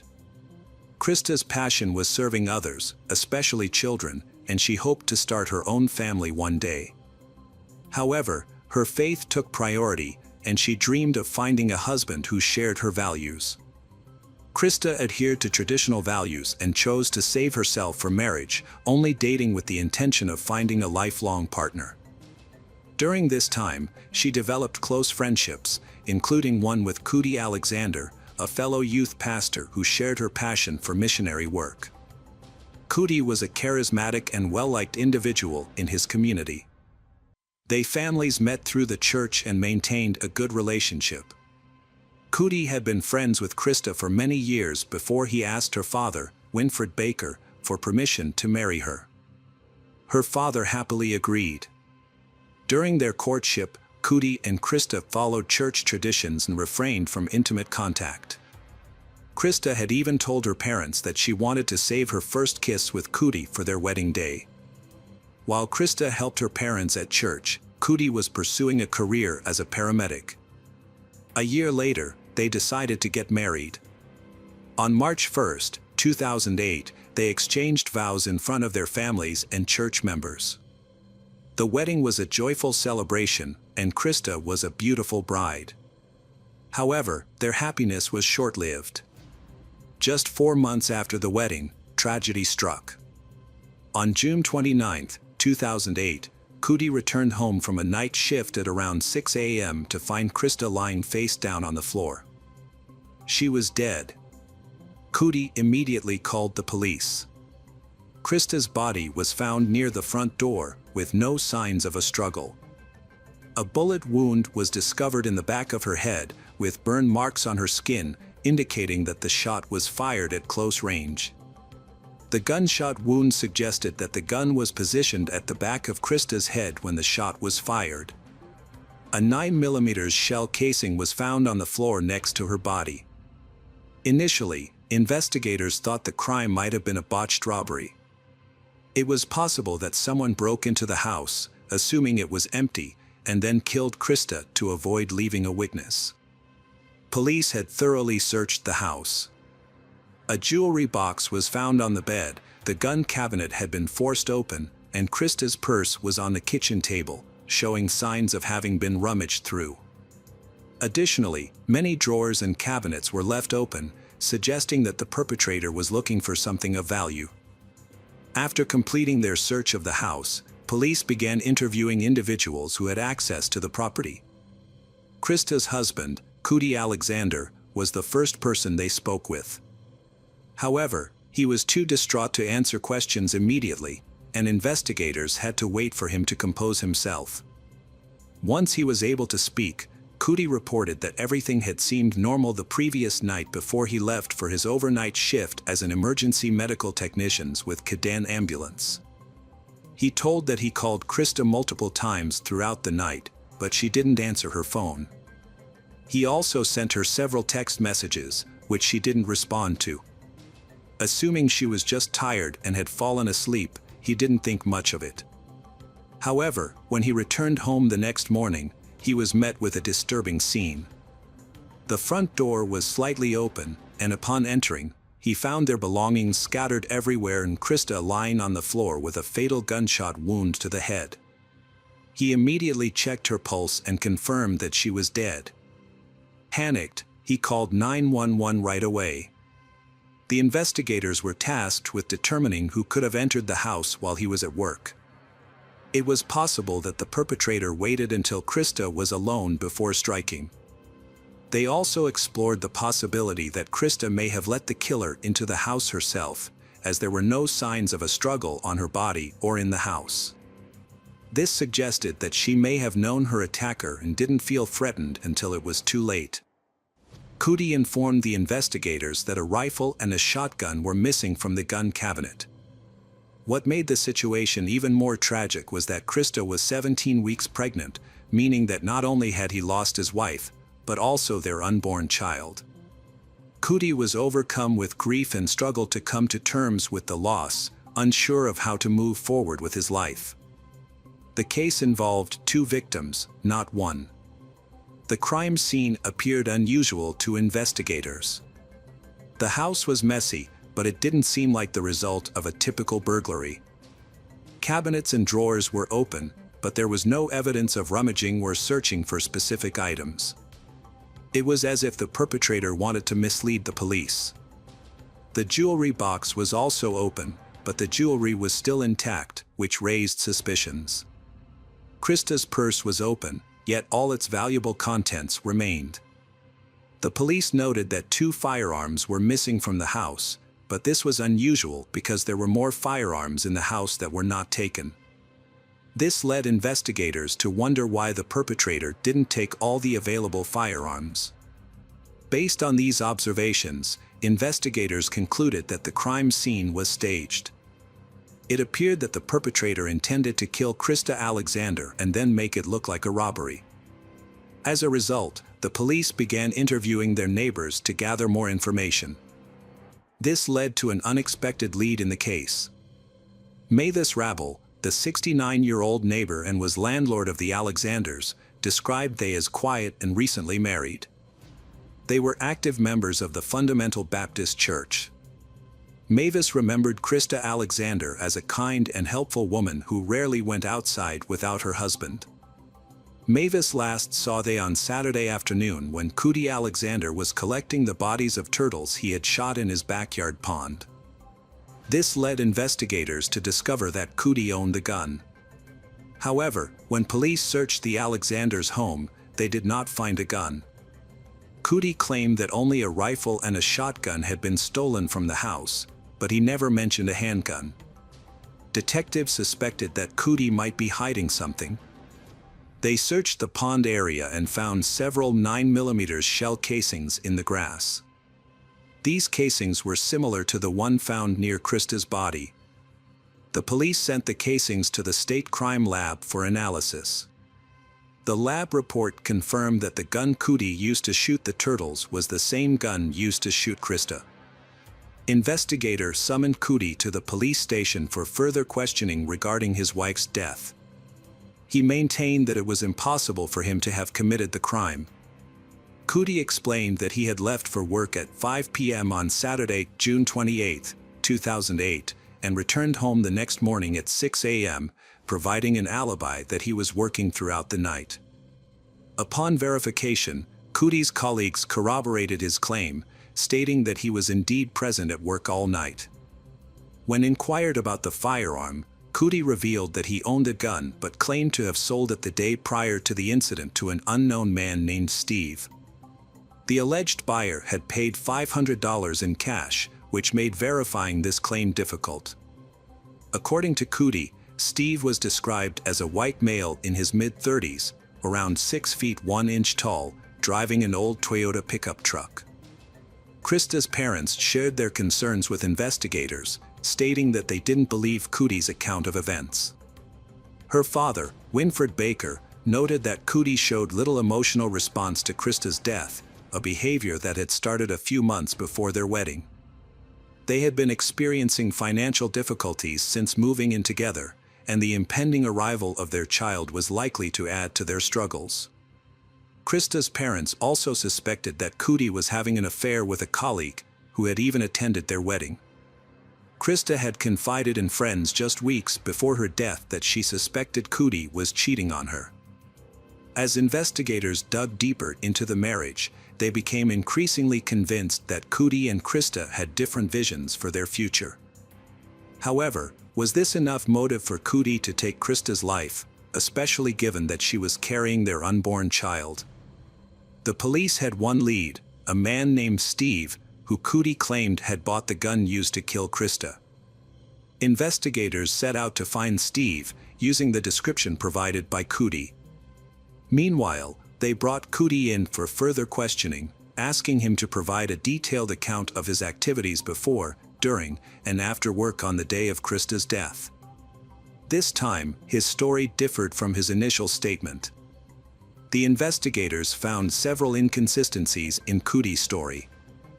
He failed to mention a man named Steve, who was allegedly at his house, and to whom he had sold a gun. Additionally, while on duty, Cootie showed no concern for his pregnant wife Krista's well-being when she didn't answer his calls, despite knowing she was home alone. He could have asked a family member to check on her, but didn't. Furthermore, the crime scene appeared to have been staged, which raised suspicions about Cootie's involvement.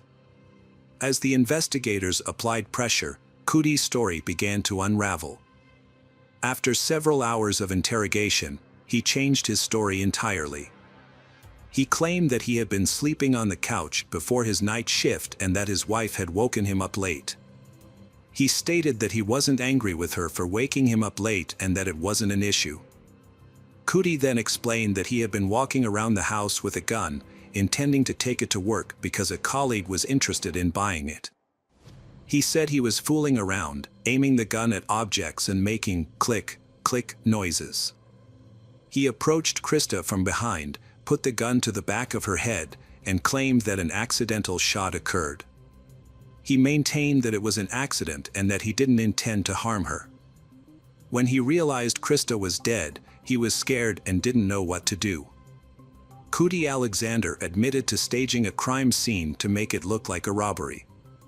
He took several items from his house, including weapons and a DVD player, and drove to work with the front door left open. His plan was for someone to discover the open door and lights on, and then find his wife, Krista, while he was at work. However, this plan failed. On his way to work, Alexander threw a pistol and other items, including his wife's jewelry, out of the car window. By the time he arrived at work, the only items left in the car were a DVD player and a Sony radio. He gave the DVD player to a colleague, Allison Sharp, with whom he had been having an affair. Alexander and Sharp kissed and held hands before and after his wedding, spending one night at a Baton Rouge hotel. While his wife Krista was at church camp, he took Sharp to a hotel for a jacuzzi evening with fine china plates, meal and wine, amidst supposed financial difficulties with his low salary of $11 per hour and stalled professional certification efforts. County and his pregnant wife, Krista, were struggling financially and unemployed, and on top of that, their washing machine had broken. But Alexander managed to come up with money for a romantic evening at Callaway Inn with his mistress, Sharp. Police later determined that a shocking act unfolded in the home, contradicting Cootie's initial claim that Krista's death was accidental. Detectives found it difficult to prove direct involvement, but believed Cootie's explanation was suspicious.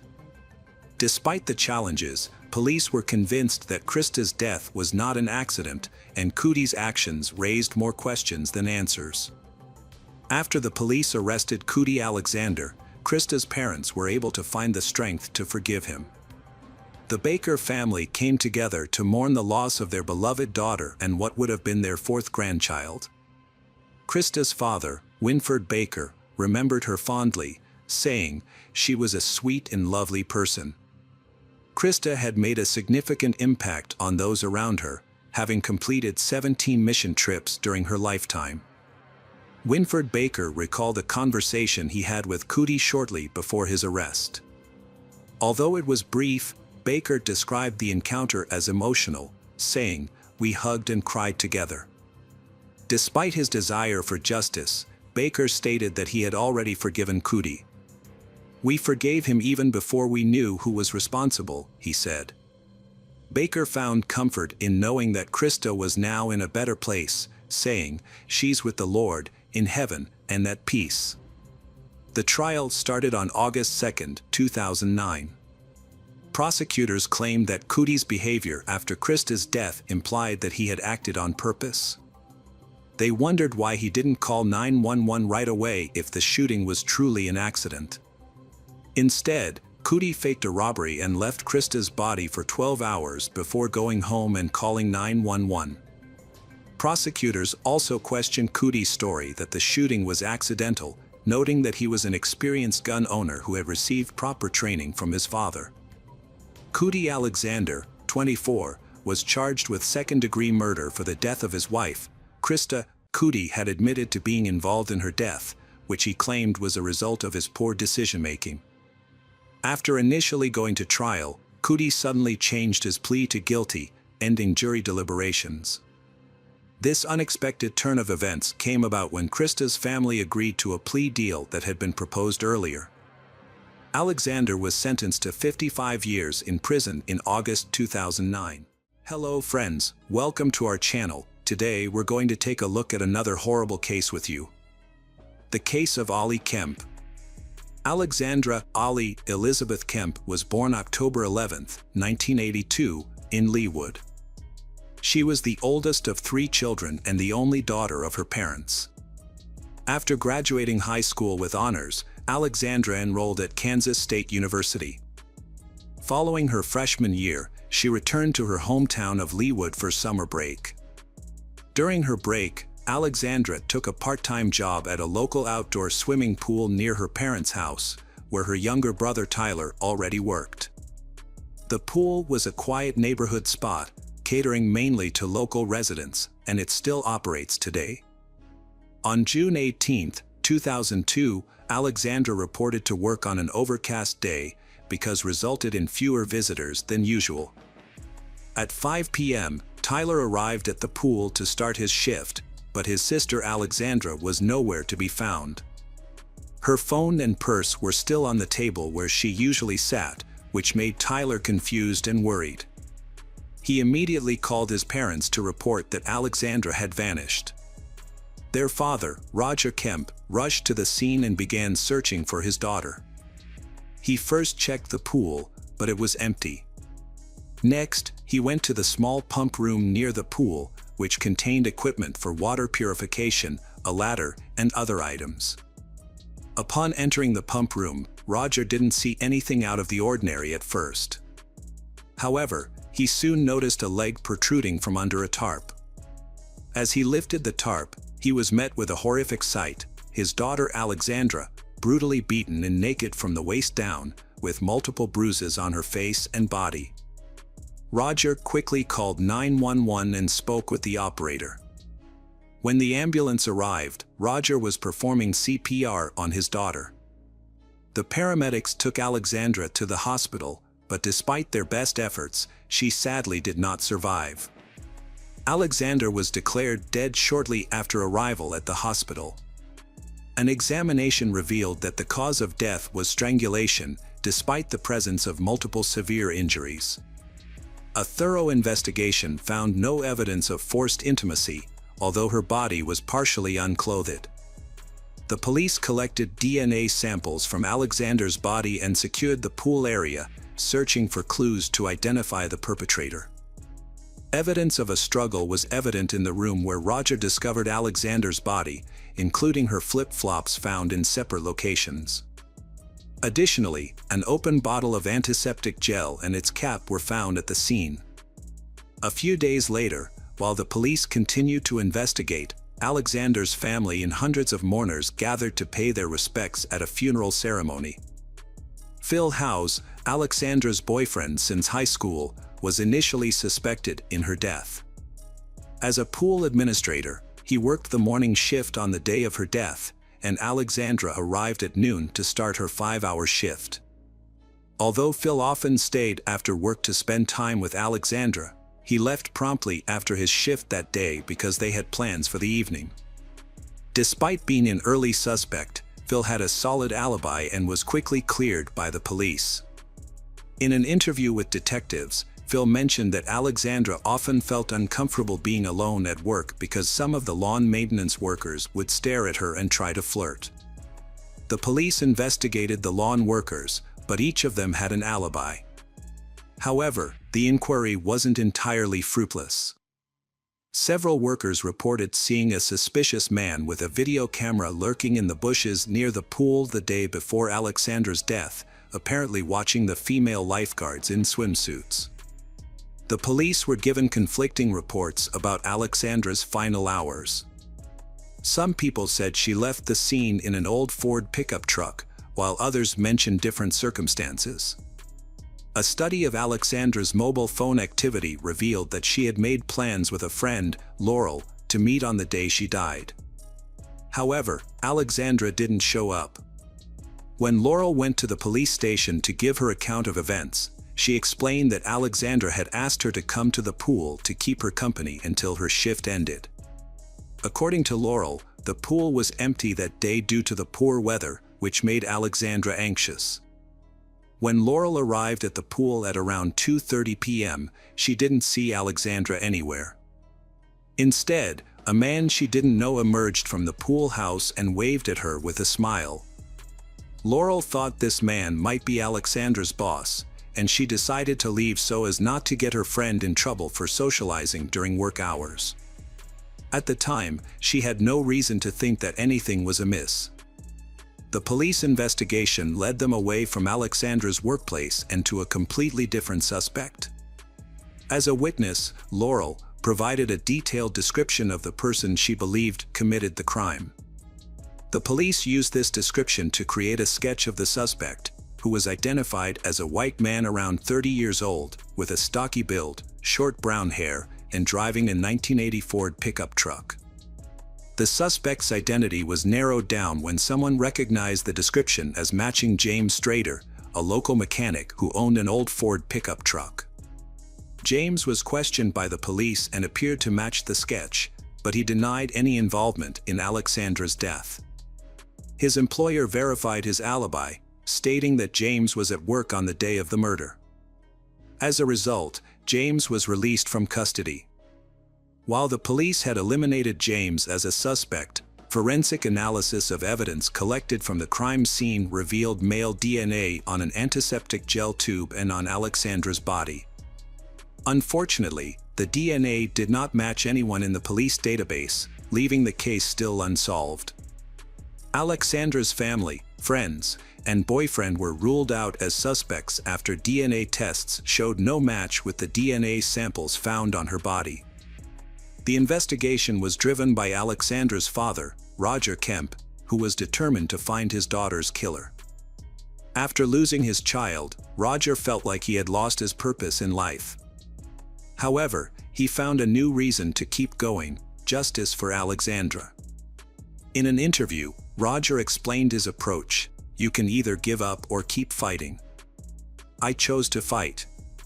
Impressed by his dedication, the police department gave Roger a workspace where he could collect and share information and collaborate with the investigators. As they explored all available leads, Roger and the investigators contacted the popular TV show America's Most Wanted and asked them to feature Alexandra's case. The show's producers agreed, and her story was aired. The episode generated hundreds of calls from viewers with potential tips. Although the authorities thoroughly investigated each lead, none of them led to a breakthrough, and the case stalled once again. In February 2003, 8 months after Alexandra's death, a promising new lead emerged. Following a thorough investigation, police in Utah apprehended a suspect. 3 separate witnesses, including 2 women and a 14-year-old girl, came forward to report being forced into intimate encounters with a man. He had managed to evade capture initially, but was eventually tracked down and arrested in Utah. The arrested individual was identified as James Strader, the same person who had been questioned by Kansas police earlier. Notably, James bore a strong physical resemblance to the suspect's composite sketch. James was questioned by the police, but they failed to collect his DNA sample at the time. This might have been because his employer had convinced the police that James was at work on the day of the crime and had not left the premises. Despite this, James denied any involvement in Alexandra Kemp's death. Although he resembled the suspect in the composite sketch, James claimed he had not been near the pool on the day of the crime. He eventually provided a DNA sample for analysis. The results indicates that his DNA did not match the DNA found on Alexandra's body or the antiseptic gel tube. James was later imprisoned for unrelated charges, and the investigation into Alexandra Kemp's death hit a dead end once again. A year after Alexandra's death, the police still had no leads. Roger Kemp, Alexandra's father, and Phil House, her boyfriend, continued to fight for justice. Phil, who was also the president of the student community, sent the composite sketch of the suspect to students at other universities via email and asked them to watch an episode of America's Most Wanted that featured Alexandra Kemp's case. A year had passed, but the police and relatives' efforts had yielded no results in the Alexandra Kemp case. Undeterred, Roger Kemp, Alexandra's father, continued his quest for justice. He reached out to the America's Most Wanted program again, requesting a rerun of the episode about Alexandra's death. The show's creators asked if there were any new developments, and although Roger replied that there were none, his determination impressed them, leading to the episode being aired again. The rerun generated a fresh wave of calls to the police, prompting Roger to offer a $25,000 reward for any information that could help identify the person responsible for his daughter's death. The city of Leawood authorities increased the reward to $50,000. Roger also distributed flyers featuring his daughter's photo, a sketch of the suspect, and details about the reward. As Roger drove along the highway, he noticed billboards and realized they could be an effective way to raise awareness about the case. He began contacting advertising agencies to inquire about the cost of posting the information on a billboard. When he called the Lamar Advertising Company, the owner refused to take his money, offering to display the information on multiple billboards for free instead. Roger decided to publicize a sketch of the suspect and reward information on billboards along a major highway. The police received hundreds of tips, which took time to investigate. Notably, multiple tips mentioned the same individual, Teddy Hoover, who owned an old Ford pickup truck and worked in pool maintenance. His appearance matched the suspect's sketch, making it unlikely to be a coincidence. The police launched a search for Teddy Hoover and found his address in Kansas. When they arrived, Teddy answered the door, appearing surprised and nervous. However, this reaction didn't necessarily imply guilt, as many people become nervous when confronted by the police. When questioned about his whereabouts on June 18, 2002, Teddy claimed he couldn't remember, which was understandable given the year time lapse. Teddy denied any involvement in maintaining the pool where Alexandra worked. Nevertheless, the detectives asked him to provide a voluntary DNA sample to rule him out as a suspect. Teddy declined, stating he needed to consult with a lawyer first. He promised to contact the police after speaking with his attorney. The next day, Teddy's lawyer reached out to the investigators, expressing his client's concerns about his DNA sample being added to a database. Teddy reportedly believed in various conspiracy theories and feared that if he cooperated with the police, they would use the information against him in other cases. In an effort to alleviate his concerns, the investigators promised not to enter his DNA into any database and only use it to compare with the DNA found on Alexandra Kemp. The lawyer agreed to speak with his client and said he would call back. As they waited for the call, the police reviewed the case materials again and stumbled upon a piece of paper in one of the folders with a name that caught their attention.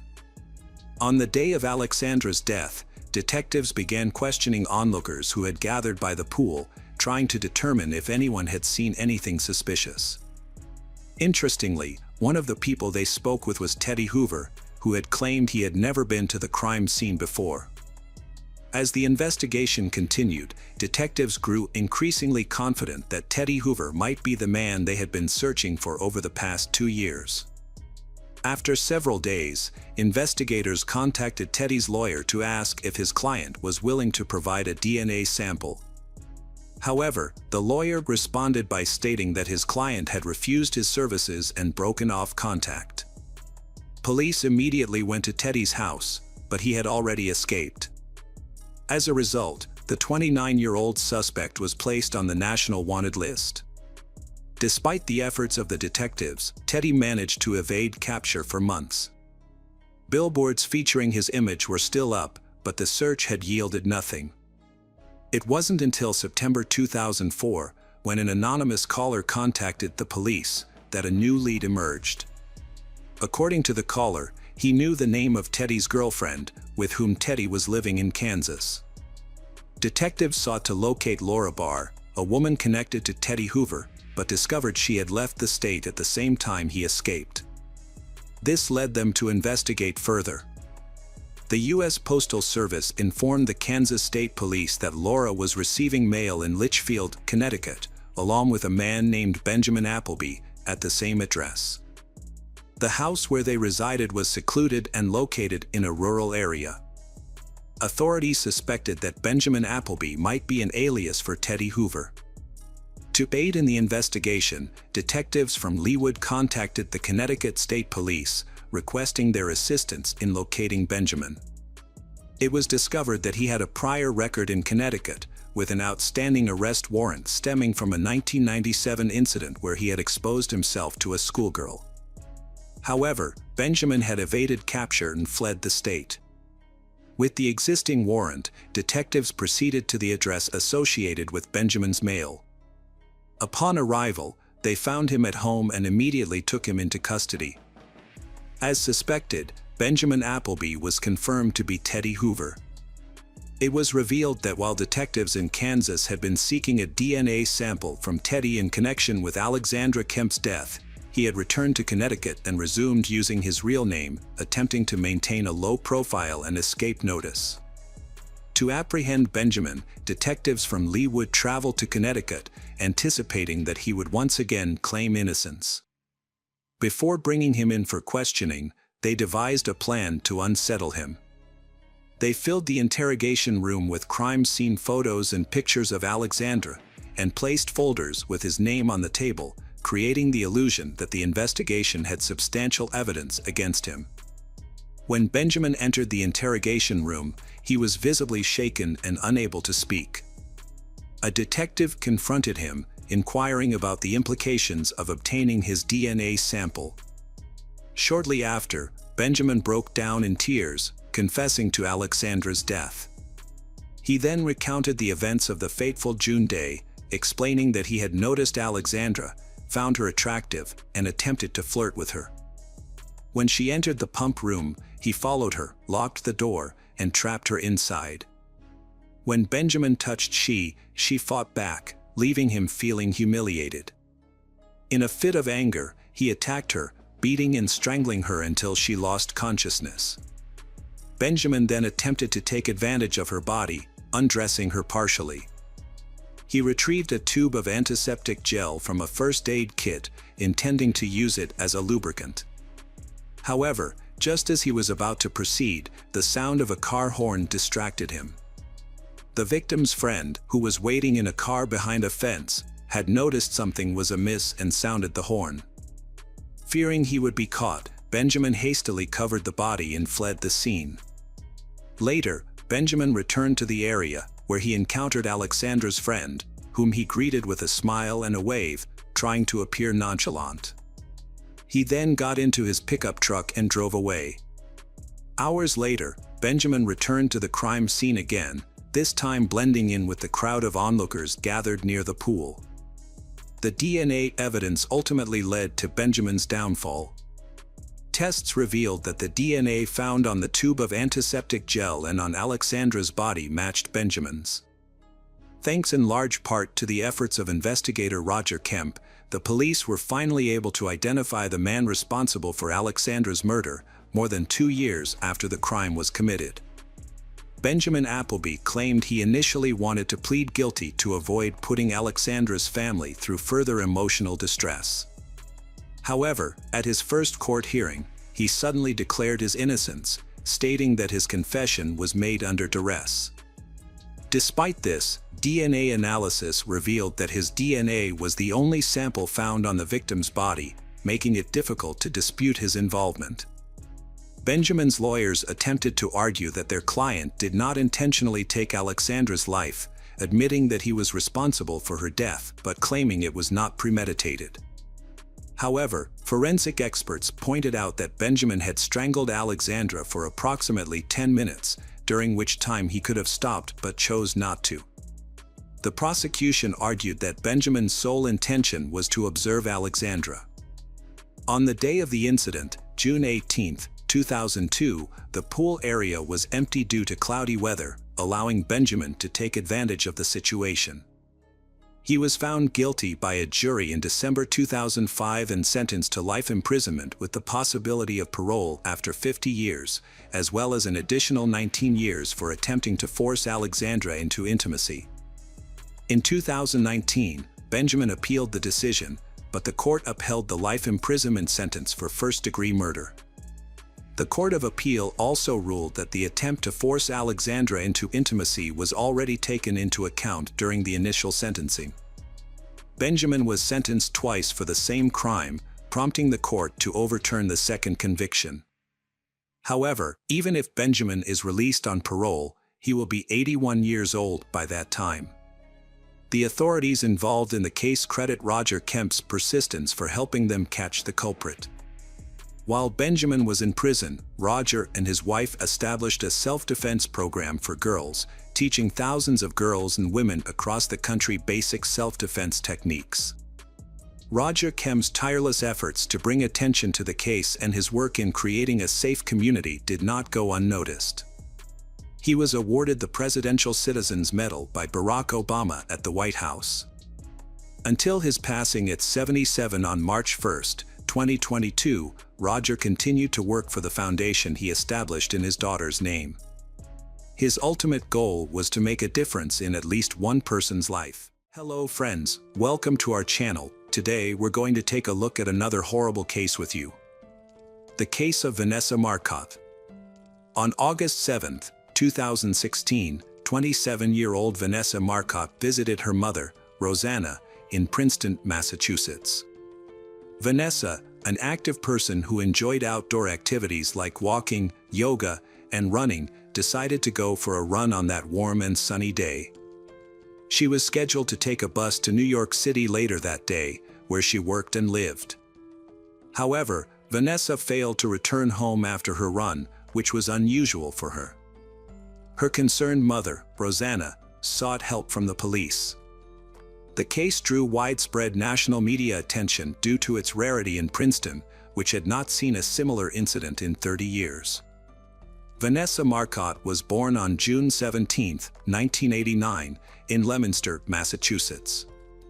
She was an exceptional student and graduated with highest honors from Boston University in 2011, earning a bachelor's degree in communications.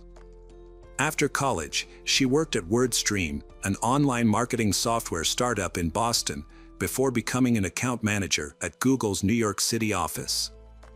Every couple of months, Vanessa would visit her mother and aunt in Princeton, a small rural town with a population of around 4,000. As an only child, Vanessa's mother, Rosanna, cherished their time together and looked forward to her daughter's visits. On Sunday, August 7, 2016, Vanessa left her mother's house on Brook Station Road around 1 p.m. to go for a run before catching the commuter bus back to New York later that day. The area she planned to run in was familiar to her. However, when several hours passed and Vanessa failed to return, her mother grew concerned and contacted the police. Officers promptly launched a search, focusing on the route Vanessa was expected to have taken. At 8:20 p.m., a police dog tracked a scent to a densely vegetated area about 60 yards from the road and less than a mile from Rosanna Marcotte's home. There, the search team found the body of a woman, who was quickly identified as Vanessa Marcotte. A preliminary examination revealed that her death was a result of a crime. Vanessa's body was found without clothes, and it had burn marks on her legs, hands, and face. The location where the body was discovered was secluded, with no nearby houses, only the road and woods on either side. Vanessa's cell phone and headphones were missing, and despite a thorough search of the surrounding area, police were unable to find them. Investigators believed that the perpetrator had intentionally taken these items to avoid leaving behind DNA evidence. A sneaker with burn marks was found next to the body, and similar burn marks were discovered in other locations. Detectives concluded that the perpetrator had used gasoline in an attempt to destroy DNA evidence. A forensic investigation into Vanessa's death revealed that she was killed by strangulation. Her struggles against her attacker resulted in the presence of an unknown person's DNA under her fingernails. The fact that her clothes were removed suggests a brief but clear motive. The medical examination found evidence of contact with a male. DNA testing did not produce a match in either local or national databases. The violent crime sent shockwaves through the small town of Princeton, with a population of under 4,000 people. The incident was highly unusual for the area, prompting widespread concern. Local authorities urged residents of Princeton and surrounding areas to remain vigilant and report any suspicious activity to the Massachusetts State Hotline or the Princeton Police Department. In a press conference on August 11th, Worcester District Attorney Joseph Early Jr. confirmed that the suspect is likely a male who sustained minor injuries, including cuts, bruises, and scratches, during the struggle with Vanessa. The news of Vanessa Marcotte's death sent shockwaves through her family, the Princeton community, and her co-workers. A Google spokesperson expressed the company's condolences, describing Marcotte as a beloved team member who worked in the New York office for a year and a half. She was known for her bright smile, dedication to volunteer work, and enthusiasm for Boston sports. Google is deeply saddened by her loss and is thinking of her family and friends. Boston University, Vanessa Marcotte's alma mater, also paid tribute to her. The university's executive director of media relations, Colleen Riley, said, "We are heartbroken for her family and friends. They are in our thoughts and prayers." Initially, police investigated a possible connection between Vanessa Marcotte's death and the murder of another runner, Corina Vetrano, which occurred a few days earlier in New York City. On August 2, 2016, Vetrano went for a run in Spring Creek Park in Queens, despite her father's concerns about her running alone. She was last seen alive around 5 p.m., just before entering the park.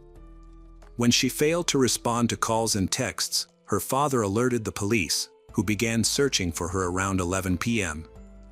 Tragically, her father found her body face down about 15 feet from the trail. Corina Vetrano's murder shared similarities with Vanessa Marcotte's case, including the fact that her body was found exposed and she had been strangled. However, investigators initially did not believe the cases were connected. 6 months after Vetrano's murder, 20-year-old Chanel Lewis was arrested and later sentenced to life in prison without parole after his DNA was matched to evidence found on Vetrano's body. In contrast, the investigation into Vanessa Marcotte's murder remained ongoing. Detectives believed that Vanessa Marcotte killer likely lived in or frequently visited Princeton and was familiar with the area. They also thought that Vanessa Marcotte did not know her killer and that their encounter was accidental. To aid in the investigation, law enforcement set up separate 24-hour phone lines for the public to report any information. A key eyewitness came forward, reporting that they saw Vanessa stop at a local convenience store for a drink of water around 1 p.m. on August 7th. She was last seen walking and talking on her cell phone. The attack on Vanessa is believed to have occurred within 2 hours of her being seen outside the store. Her phone was last active at 2:11 p.m. and has remained off since.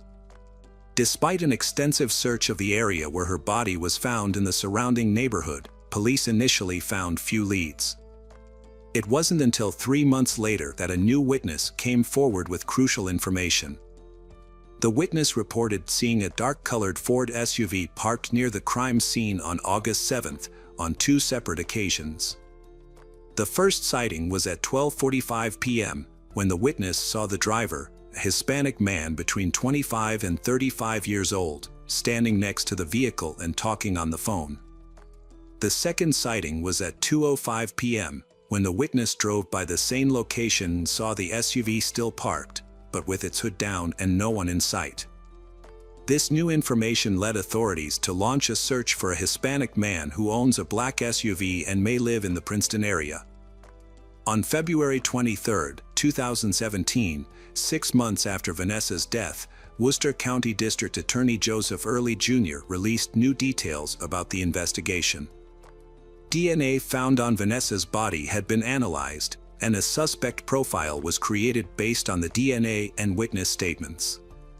The suspect was described as a Hispanic male, 20 to 30 years old, with an athletic build, medium height, and short or shaved hair. He was believed to have had access to a dark-colored SUV on the day of the crime and to have suffered visible upper body injuries shortly after the attack. About 3 weeks later, a police officer in Worcester County spotted a man who matched the suspect's description. The man was driving a vehicle identical to the one seen on the day of Vanessa's death. The officer quickly noted the license plate number and identified the car's owner. The police then visited the owner's residence, where they found 31-year-old Angelo Colleen Ortiz. Colleen Ortiz was a 30-year-old husband and father of 3 who had recently moved to Worcester, Massachusetts, from Puerto Rico. He worked as a delivery driver for a FedEx contractor and was familiar with the Princeton area, where he often made deliveries. Despite his clean record, Colleen's behavior was concerning to those around him. Neighbors in Worcester described him as having a perverse nature and often making vulgar comments to people in the neighborhood. A former Princeton postal worker also reported that Colleen frequently made crude comments about her and other women to his co-workers. When questioned by police about the attack on Vanessa Marcotte, Colleen claimed he did not know her and couldn't remember if he was in Princeton on the day of the incident. However, he did agree to provide a DNA sample, signing documents to allow his DNA to be analyzed.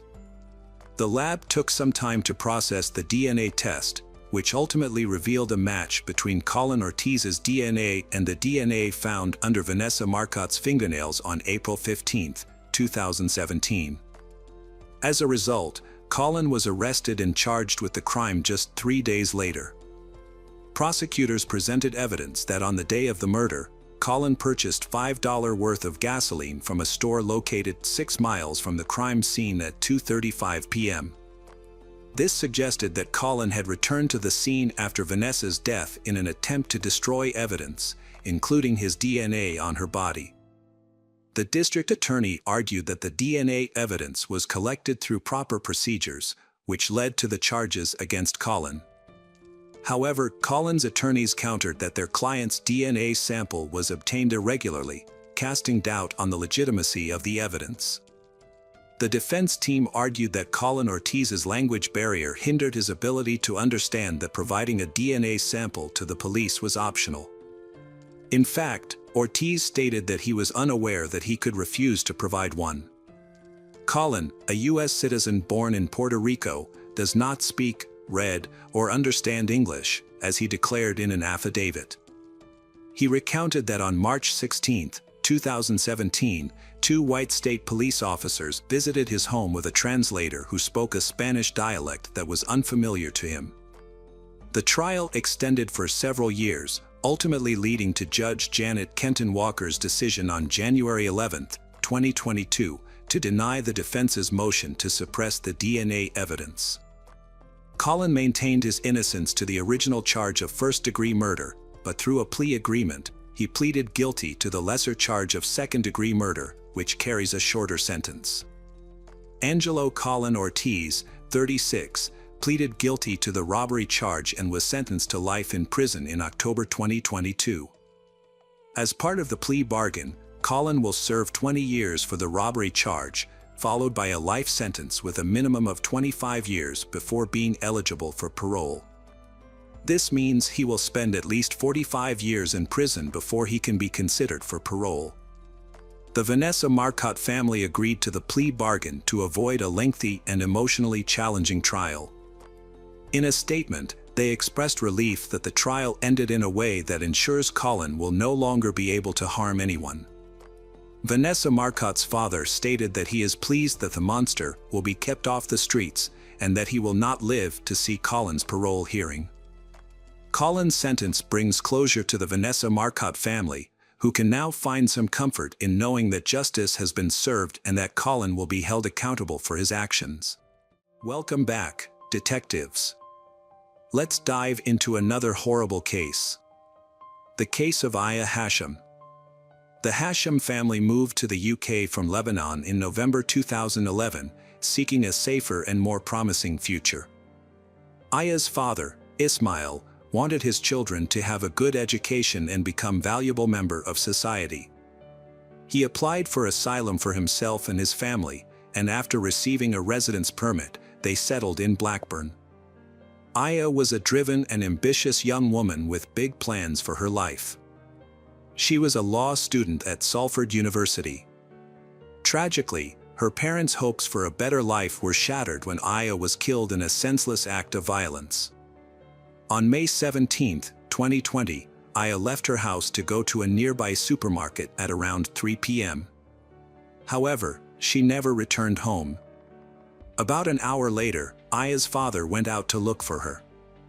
Aya's mother searched online and discovered the news that a woman had been shot in their neighborhood. Soon after, Aya's parents received the devastating news that their daughter had been killed in the shooting. Aya was walking on King Street when a car drove by with multiple occupants. One of the individuals in the car fired 2 shots, one of which fatally hit Aya. 19-year-old Aya Hashim was fatally shot on King Street and died the same day despite medical efforts.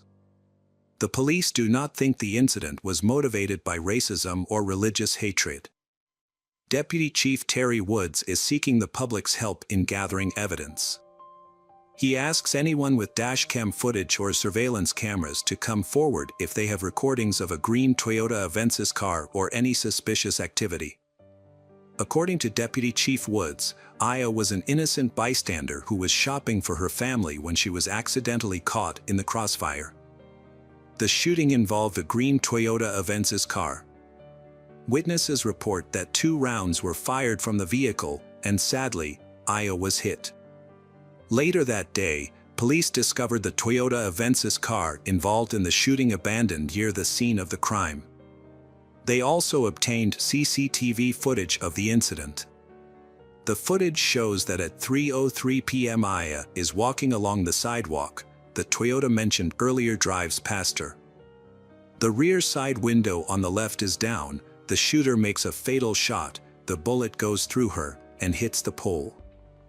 For ethical reasons, the police did not reveal footage of she falling to the ground.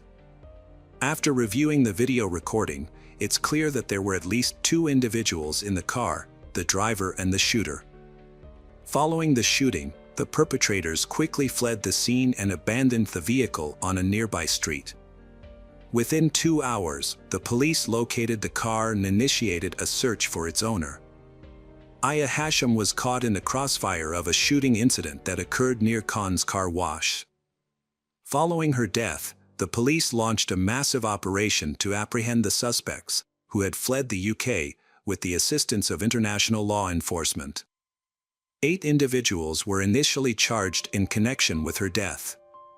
Aya's death was ultimately determined to be a tragic accident. She was an innocent bystander. The shooting was actually a targeted attack on the owner of Khan's car wash, who was a competitor of Pharaoh Suleiman. It was Suleiman who allegedly hired a hitman to take out Khan, but the bullet mistakenly hit Aya instead. According to the video recording, at the time of the incident, Aya was standing a few feet away from a pole. The first bullet fired missed its intended target and hit something near a man, as evidenced by the splashing water. The key point here is that the shooter made a mistake. The person they aimed at was not the business owner, but rather an employee who was mistaken for Khan. During the second shot, Aya was positioned between the shooter and the employee. The bullet struck her in the left side of her chest, passed through her body, and then hit the pole. The car immediately fled the scene. The car wash owner, Khan, witnessed Aya falling to the ground and rushed to her aid, calling emergency services in the process. He described the events, stating that he had seen the car and the gun, and then the assailant sped away. According to him, they returned and started shooting, aiming the gun at him, which left him confused. To better understand the crime, let's examine the roles of the individuals involved. We'll start with the mastermind, Pharaoh Suleiman. Pharaoh Suleiman was a successful businessman with a loving family. Suleiman owned a thriving tire shop that had gained significant popularity over time. The business provided him with a substantial income, enabling him and his family to live a comfortable life. He was also active on social media, frequently sharing photos of himself driving expensive cars, giving his followers a glimpse into his life. When his business began to decline, he devised a plan to eliminate his competitor, Khan. Despite being a potential suspect due to his motive, Suleiman went ahead with the plan. He enlisted the help of Ayaz Hussein, Zamir Raja, and Anthony Ennis. The perpetrators conducted a surveillance mission the day before the crime, driving near the car wash to inspect the area. Additionally, Abu Bakr Saisha purchased the Toyota used in the crime with money provided by Suleiman. Kashif Manzoor ensured the car was in working condition by performing technical checks and addressing any malfunctions. Uthman Saisha and his girlfriend, Judy Chapman, played a supporting role in the crime. They drove the shooter and driver to the location of the Toyota in their Ford Fiesta and then picked them up after the crime was committed, they abandoning the Toyota on a nearby street. According to the inquest, at 1:14 p.m., Judy Chapman and Uthman Saisha picked up Raja and Ennis from Bolton and drove them 13 miles to Blackburn, where the Toyota was parked. Kashif Manzoor made sure the Toyota was ready as all 4 men drove to Blackburn. However, when they stopped a couple of miles from the car wash, the Toyota wouldn't start due to a dead battery. Manzoor jumped the battery using another car's battery and some wires. With the car started, Manzoor handed it over to Raja and Ennis, then returned to the service station where Suleiman was waiting, watching from a front row seat to see what would happen. The Toyota approached the corner with its windows rolled down. Ennis and Raja circled the block several times, waiting for the perfect moment to act. They needed to be on the same side of the street as Khan's car wash. Meanwhile, Manzoor and Suleiman were observing the situation unfold. On the 4th pass by the car wash, the Toyota slowed down. Coincidentally, Khan was on the street at that exact moment. However, the shooter, Zamir Raja, made a mistake and fired the first shot at a different employee, not Khan. Fortunately, the first bullet missed its target. But the second bullet hit Aya. Following the shooting, Raja and Ennis fled the scene, abandoning their vehicle and getting into a car with Judy Chapman and Uthman Sesha, who drove them away from Blackburn. When police reviewed the video of Suleiman's store, Ayaz Hussein entered the store. Suleiman signaled to the others who were aware of the incident to leave the room and go to the second floor. Abu Bakr Sesha, who had bought the Toyota involved in the crime, was sitting behind them. When Abu Bakr Sesha overheard the police radio mention that the perpetrator's car had been found, he immediately got up to discuss something with Suleiman. 9 days after Aya's murder, Zamir Raja, the shooter, fled to Portugal and met Anthony Ennis, the driver of the Toyota, at Lisbon airport. Both men had escaped the country. Meanwhile, the police were arresting the individuals involved in the crime. Pharaoh Suleiman, the mastermind, was arrested on May 18, the day after Aya's murder. Abu Bakr Sesha was arrested on May 19, and Judy Chapman and Uthman Sada were arrested on May 20. Ayaz Hussein and Kashif Manzoor were arrested on May 21. Zamir Raja, who had hoped to return to England without being detected, was arrested at a London train station on June 6. Anthony Ennis was caught in Spain on July 4 and extradited to the UK. Aya Hashim was murdered and Khan, the owner of a car wash, was nearly killed in a violent crime.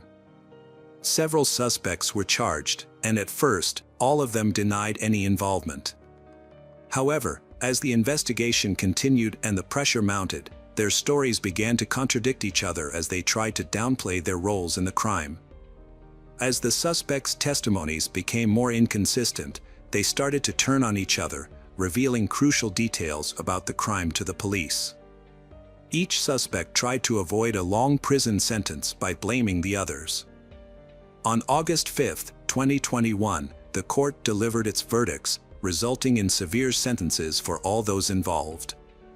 Pharaoh Suleiman, who had a prior conviction for a fatal hit-and-run incident in 2001, received a life sentence with a minimum term of 34 years. Raja, the shooter, was also given a life sentence with a minimum term of 34 years. According to reports, he was paid $500 for his involvement in the crime. The driver, Anthony Ennis, was sentenced to life imprisonment with a minimum term of 33 years. Ayaz Hussein, who orchestrated the crime, received a life sentence with a minimum term of 32 years. Abu Bakr Sesha, who bought the getaway car, will serve at least 28 years. Uthman Satatya, who arranged for the shooter and driver to be transported, will also serve at least 28 years, and Kashif Manzoor, who made sure the car was working on the day of the crime, will serve at least 27 years. The judge was critical of the defendants, stating that they showed no regret for their actions after the shooting. Instead of taking responsibility, they tried to deceive and manipulate their way out of trouble. When that failed, they turned on each other in an attempt to save themselves. Judy Chapman was found guilty in October 2021 of involuntary deprivation of life. She was given a 15-year prison sentence for driving the car involved in the crime. However, investigators have since discovered that other individuals were involved in the crime. This was revealed through analysis of communication between the convicted parties. Louis Otway, a 42-year-old from Manchester, was sentenced to life in prison on May 5, 2023, with a minimum term of 32 years. During his trial, evidence revealed that Otway acted as an intermediary between Ayaz Hussein, Zamir Raja, and Anthony Ennis. Specifically, he assisted Hussein in committing a crime. Another person, Banbridge, was also involved in the case. She was the 10th person to be found guilty. Prosecutors said that Banbridge met with Raja and Ennis in Bolton, took their phones, and turned them off. Then, she drove to Trafford and turned the phones back on in different locations, making it seem like Raja and Ennis were in Greater Manchester, not Blackburn, when a shooting happened. This was done to create a fake alibi for the two men. Banbridge, 32, admitted to conspiracy to pervert the course of justice and was sentenced to 23 months in prison on August 11, 2023. This was the last conviction in the case of Aya Hashim.